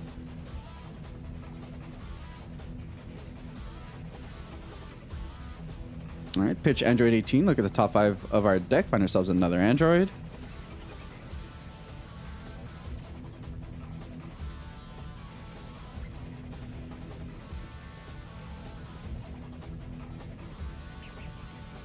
And take ourselves a super combo.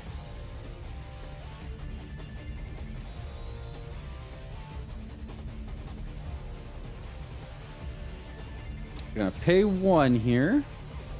Play out the Krillin. Interesting. Okay. This is the cunning Krillin, right? All right, so we swing with the leader. I'm gonna combo away the Krillin. Yep, this is the cunning. So untapping shenanigans will not function as well here.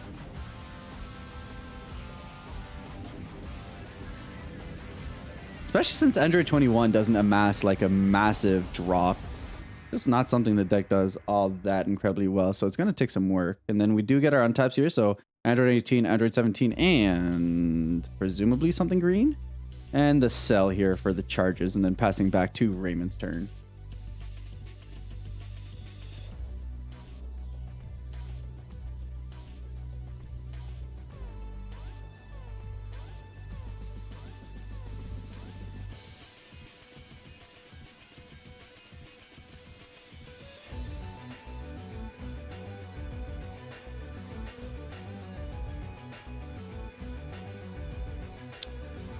Yeah, you're kind of forced into an SCR position here, eh?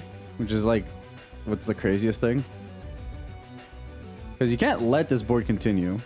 At least I don't think so. But at the same time, it's like, I think Jared almost wants to invite to the SCR here, right? Because then it's just something he doesn't have to deal with the rest of the game, and then he can kind of push as wide as he wants.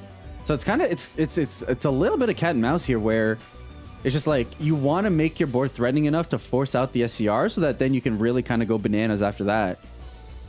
And then I'm sure Raymond's well aware of just like, ugh, do I deploy my SCR now, but it'd be too early. So there's quite a bit of consideration here.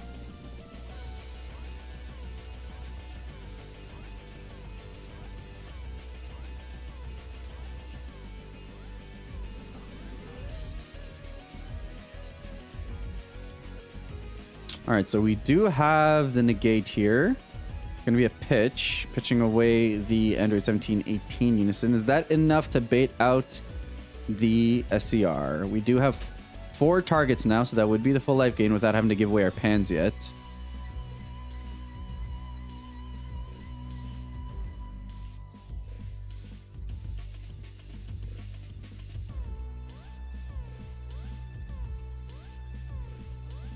Though we'd probably want to give away a pan anyways, just for the sake of making it cheaper for us to play. Oh no, you can just untap. Never mind. I don't know what I'm talking about.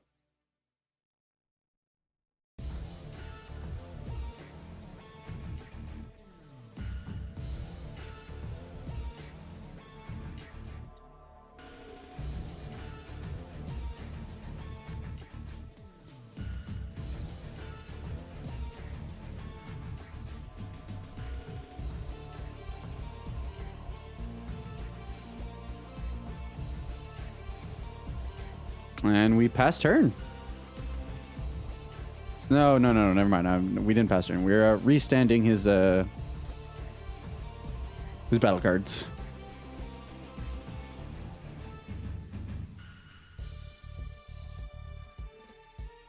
What's the play? Looks like SCR's at the front. Is he gonna bite? Is he gonna take the SER? Is that the play? No? All right, looks like we're going into our Z deck. Playing out the 2-drop Z stack.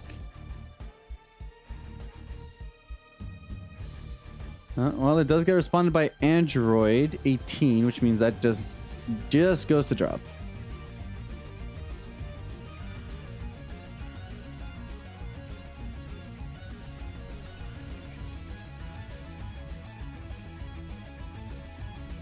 Is this appealing enough now for your? Is this now appealing enough for the secret rare?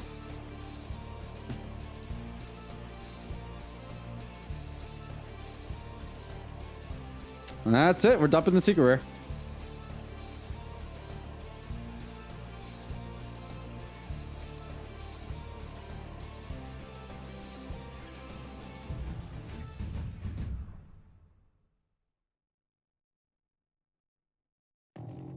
All right. So now what does Jared have against this? Who knows? I mean, it's a pretty threatening board, but now Jared doesn't have to worry about the secret rare the whole game, so... I don't think we caught a glimpse of what secret rare Jared's running, eh? Is there like a standard one that Gamma plays these days? I don't know why I asked. I don't know why I asked. Oh, that is, yep. That's what I was thinking. It's just like, he's forcing the bait. He's forcing the Android 21. That's what I figured. I figured that's what was happening here.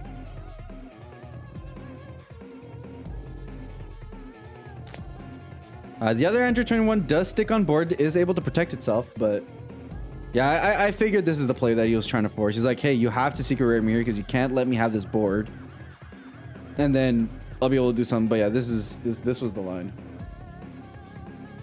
How much life?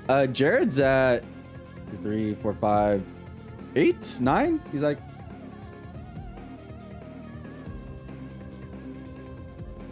one, 2, 3, 4. Yeah, Jared's got like infinite life. And then Raymond's at like 6. Jared is at 8. Okay.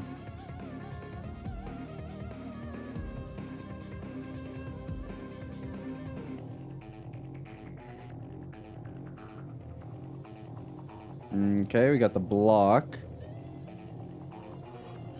I don't know. Do you want to block? Because now like Jared's secret rare can attack into it.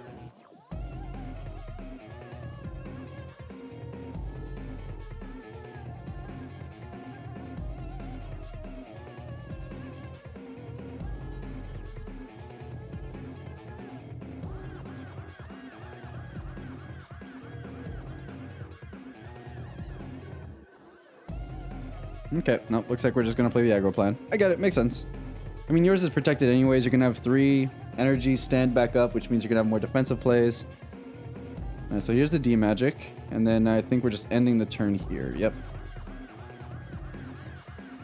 So blue, green, blue, and presumably another blue. Yep, so basically putting back down what we just picked up.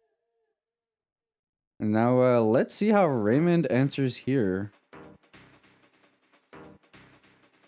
There are sequences that'll get the secret off of Jared's board, so I guess we'll see if we're gonna see another Android 14.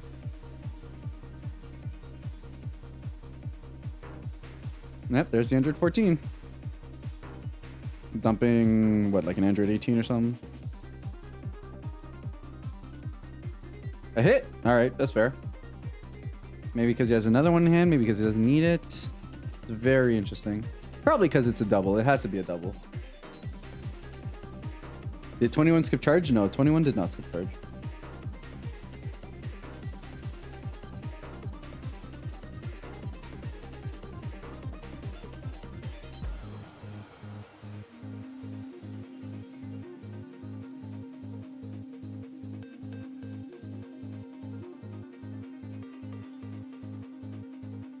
All right, and we're gonna be the restand here. And looks like we're gonna go into the 2-drop. Tried to go into it last turn, got counterplayed. Now we're gonna go into it now. No Z stack from the looks of it.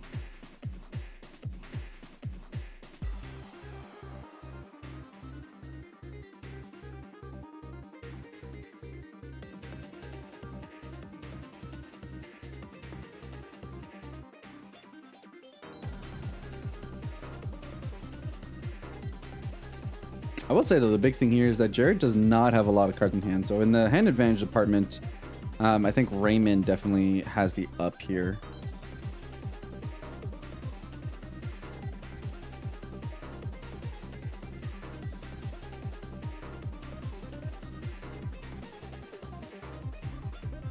I do need to be careful about showing the hand here. So we saw like the double bean, we saw a 4-drop. See a dirty burst. See a black smoke. See a Meki Cabra. Bro, we can see his whole hand. That's not... That's unfortunate. Double bean. Aye. It's not a very interactive hand though, that's for sure. Okay, I guess we were just deciding on the Z stack.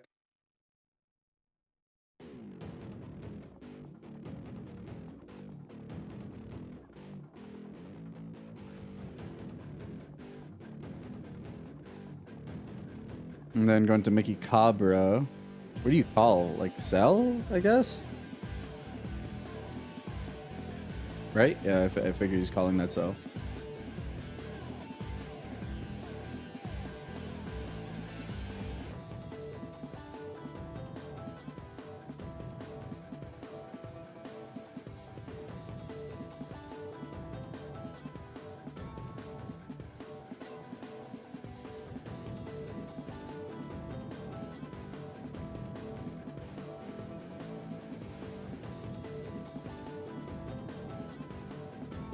Okay, so the 4-drop plays now. Jared forced to use the protection on the Android 21, so it's no longer protected. That's still on the board.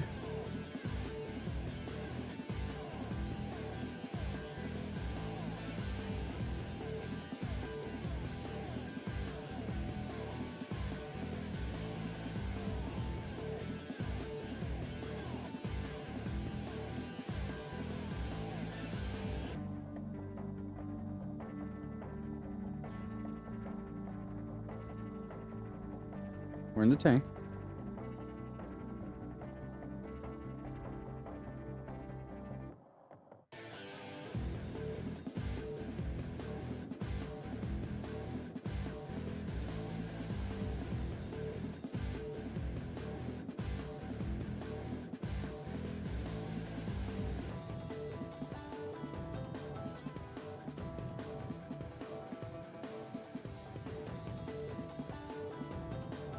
Okay, I guess we were just trying to figure out what our untap was. Alright, so we're going to pay 3. We're going to go into the Z deck. We're going to go into sell. Yeah, I think that's the sell. Yeah. Yep, pretty gross. So there goes your board. And then attack with sell. 25k crit. Pretty nasty.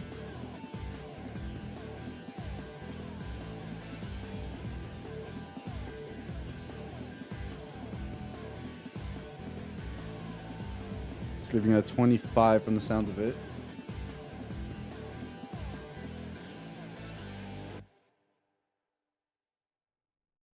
Yeah, so we're probably going to see the double bean here at this point.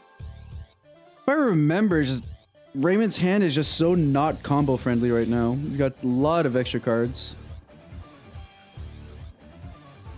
He's got Dirty Burst in there. Which there is an argument to be made that if you did have Dirty Burst, maybe you should have used it to prevent Android 21 from swinging, but...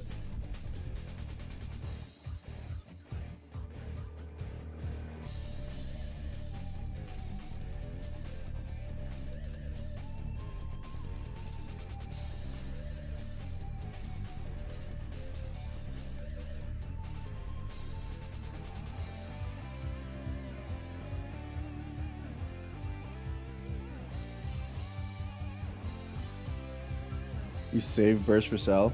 Go. What happens if he gets like 5 cards? Against triple strike, I see. And 4 cards.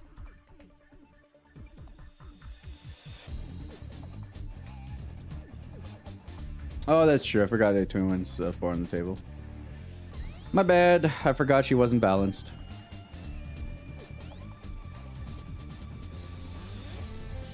All right, so we're at 25, 35. Comboed over it. Got the double bean, so now we're at 25 base.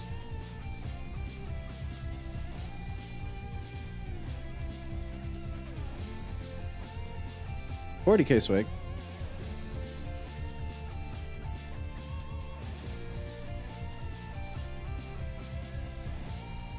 $45K swing.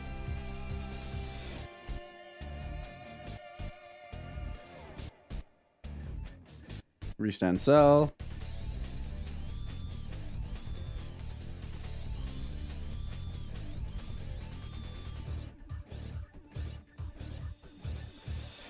Swing would sell. 25K crit.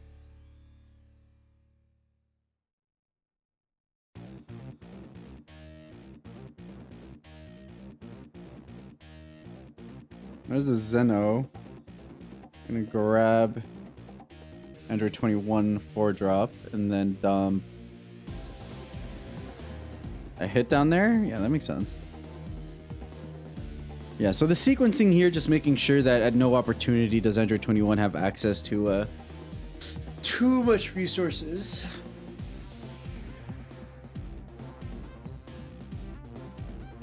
That does out combo.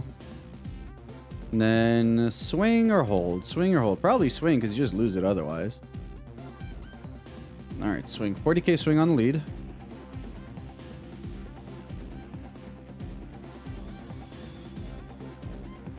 Currently sitting at a 25K base.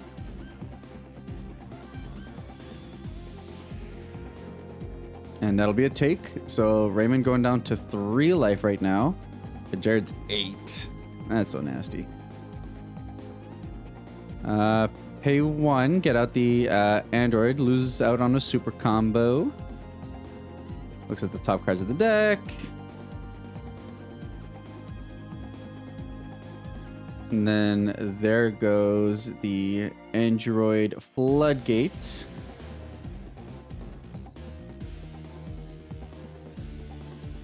That deck do be getting kind of thin. And then go ahead and play the Android 18. Do the same thing. Woo! We are getting oddly close to 7. We do be getting oddly close to 7.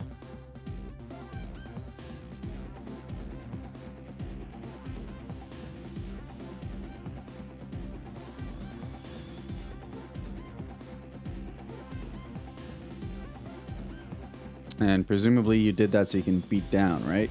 That's the idea.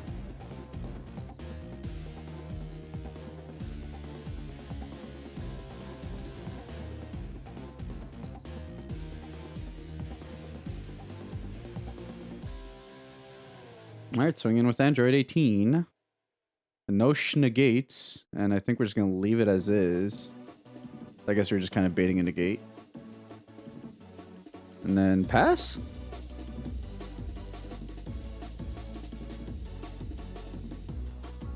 Yep, so we're going to take the super combo. We're going to take the Floodgate, and then we're putting down the blue-green that we picked up. A 1-drop and another Android 18 counterplay. So currently have the super combo in hand as well as the negate. So on attack here, Raymond likely to eat a negate.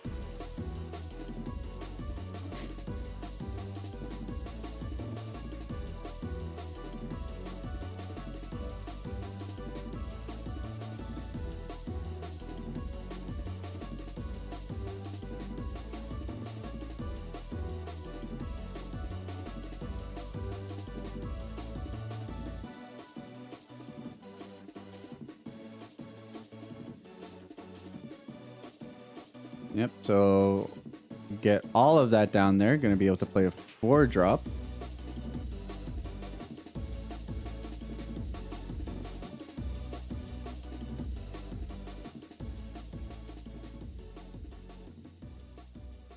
And then presumably get rid of the 2 big bodies.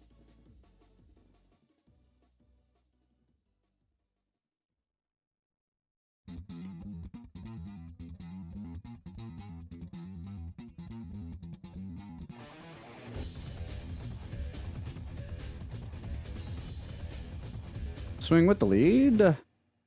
Presumably here we're just going to dump the floodgate, right? No, we're just comboing. Okay. Interesting. And that will require a bottom deck here from Raymond.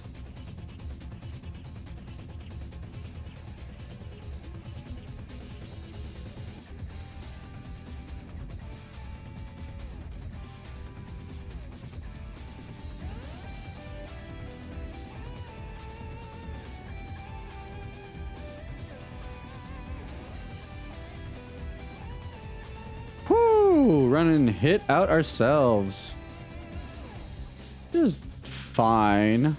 I mean, at least Gamma doesn't have restrictions on its front side, right? It's more so just going to prevent the untap, which doesn't allow you to go as wide if he was going to go for it. But just the plus here to get the card draw.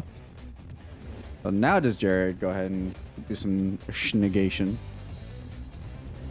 Or is he trying to accrue some more Z energy? Can't always just take it though. He can definitely just take it. He does have 8 life. That's a lot of card draw he can just take for the sake of taking. Yeah, I know you can't replace energy on the front side, which is annoying. It just means that you can't go as all out while still having defense afterwards. But like at least it's not like flipping Android 21 where it's like, oh, now you can't use extra cards. Yep, there we go. Getting some more Z energy. Bottom deck. So the hand rip here, super key. Very pivotal to this matchup.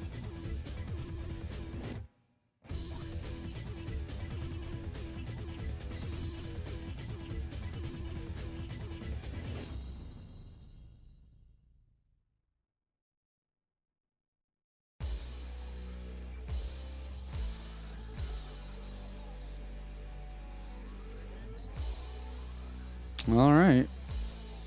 So we charge up another 1-drop. Gonna use an Android 18. Look at the top 5 for an Android card. Pull out a Android 17.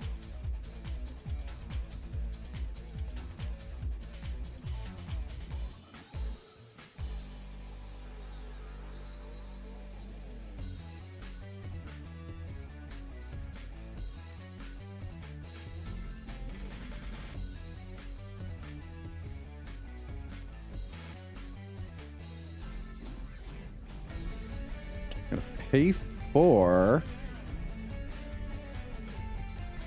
what costs 4? Who Unison? Bro, never not have it. Actually, I mean, he's dug pretty deep in his deck, so I guess it just kind of is what it is. We're gonna go for 5. Yeah, we're going for 5. Very nice. So draw. It's a good card. It's a very good card.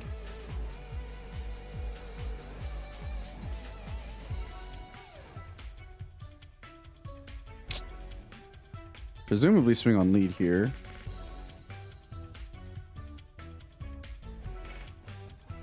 No, looks like never know, but that is going to be negated.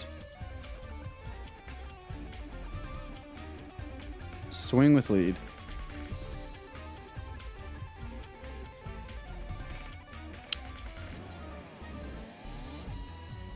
Combo away the Android 18.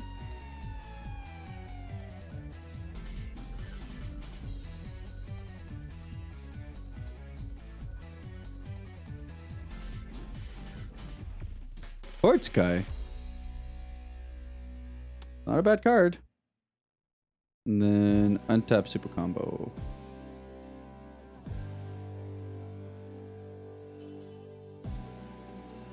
And now it looks like we're deciding. Yep, there we go. So take all those, and then so we did take turning the tide. The charge is going to be another blue-green and a Android 17. an Android, and then get the untap from the Boo, get the untap of the Boo. And this is some pretty rock solid defense here.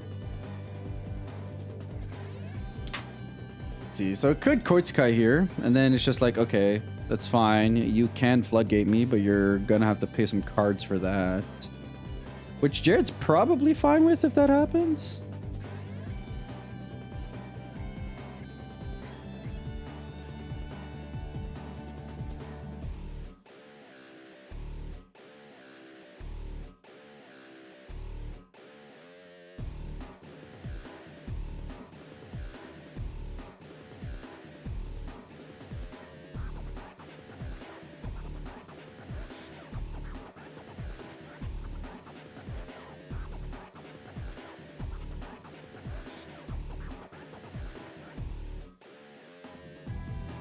All right, what's the play?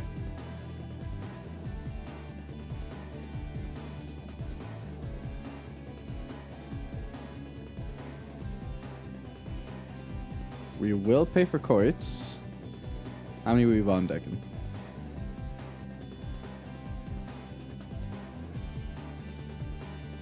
Like we're replacing one. The floodgate here will cost a few cards. More than the one it already does.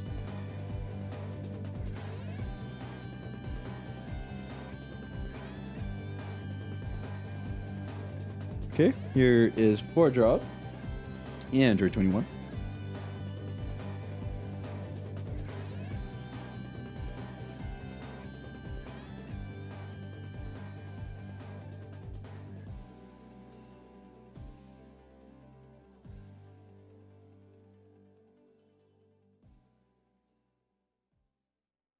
All right, so we are going to neg hit here. Gonna flip Gamma.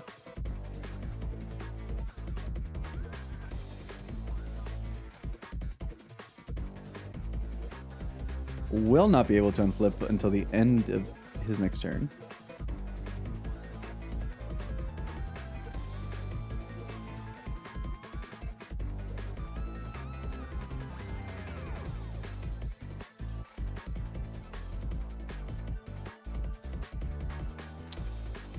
$15K swing come in.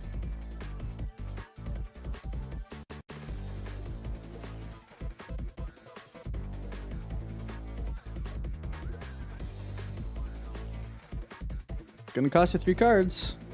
Probably still worth it, but yeah, it's gonna cost you. Yep. Get rid of one, and then what? Warp or bomb deck the others, if I remember correctly? Like we're warping them. Yep. And then what? 4 cards in hand? 5? Versus Raven's like 7, 8.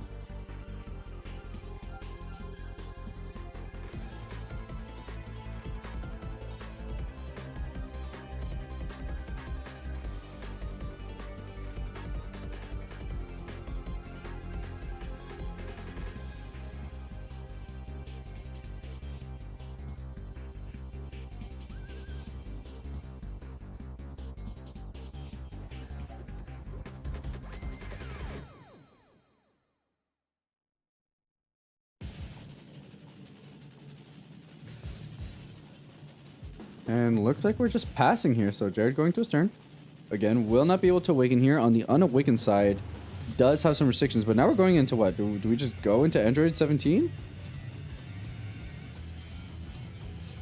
It's just game once we do, right?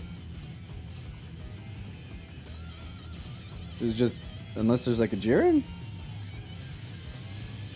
Yeah, so dumping 7.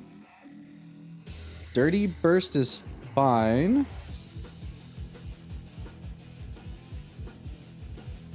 But then you... Okay. But then what? So you plus Boo, you get to draw a card. You swing Leader. You have to combo at least 10K. No, 20K or 15K to account for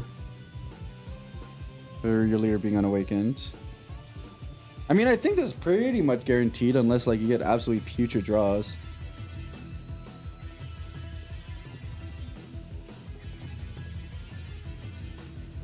Yeah, it all depends on the draw. It all depends on the draw.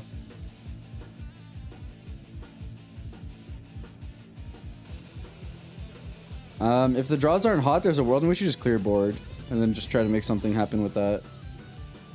You will get to awaken next turn though, and that will create like an untapped situation for you.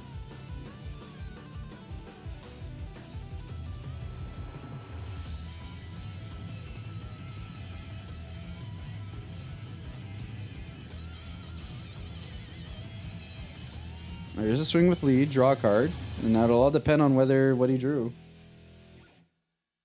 Yeah, you need at least 15k combo. Okay, looks like we left it at that. So we didn't draw into it. No, we did. No, we're swinging with the... All right, so swing 15.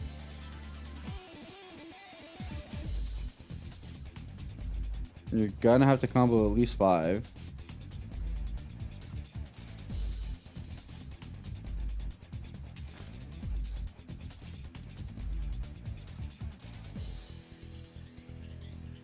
And then that one's what? Is it also 15?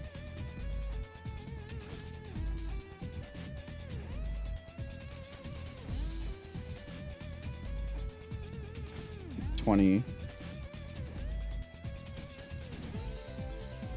Yep. And what's the life? What's the life? What's the life?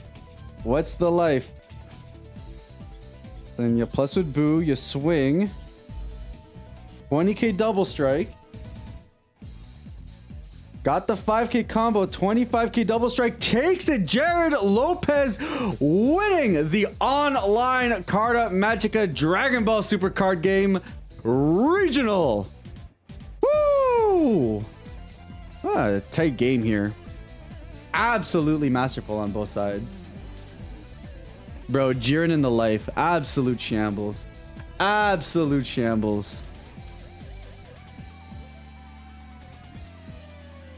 But honestly, what a top-notch performance on both sides, right? I think there's like a lot of situations where I think the biggest obvious shift being the forcing of the SCR, right? It's like my board is this. You're gonna lose to hit regardless, no matter what happens. There's not much you can do about it. So you're gonna have to clear my board, and then I just set it up in a way where it's like, okay, now I clear your board. And I think that was the first kind of like pivot into, okay, this is really tough.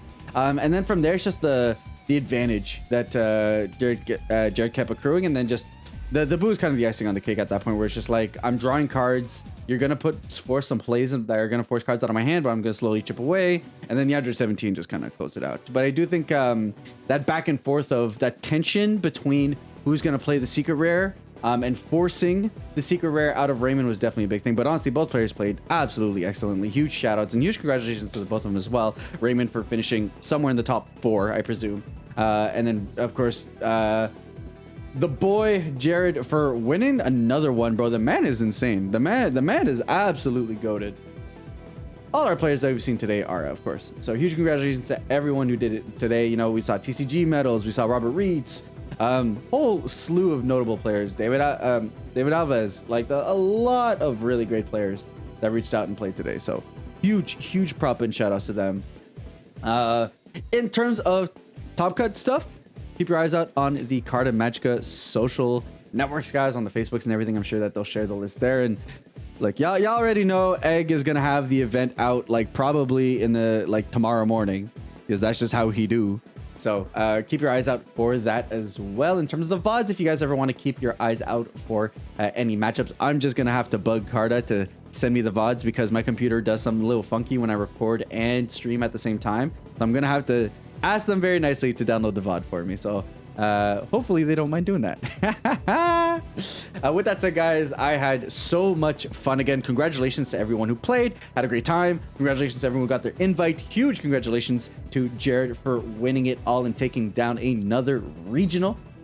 Staff did great. It was an incredibly smoothly run event. So round of applause for the staff as well as for Carta Magica. Very well run, very much appeased in my point. And guys, thank you guys so much for welcoming me once again. It's been an absolute pleasure to guest host for the Carta Magica Online Regional. I love doing this kind of thing. It's been a minute.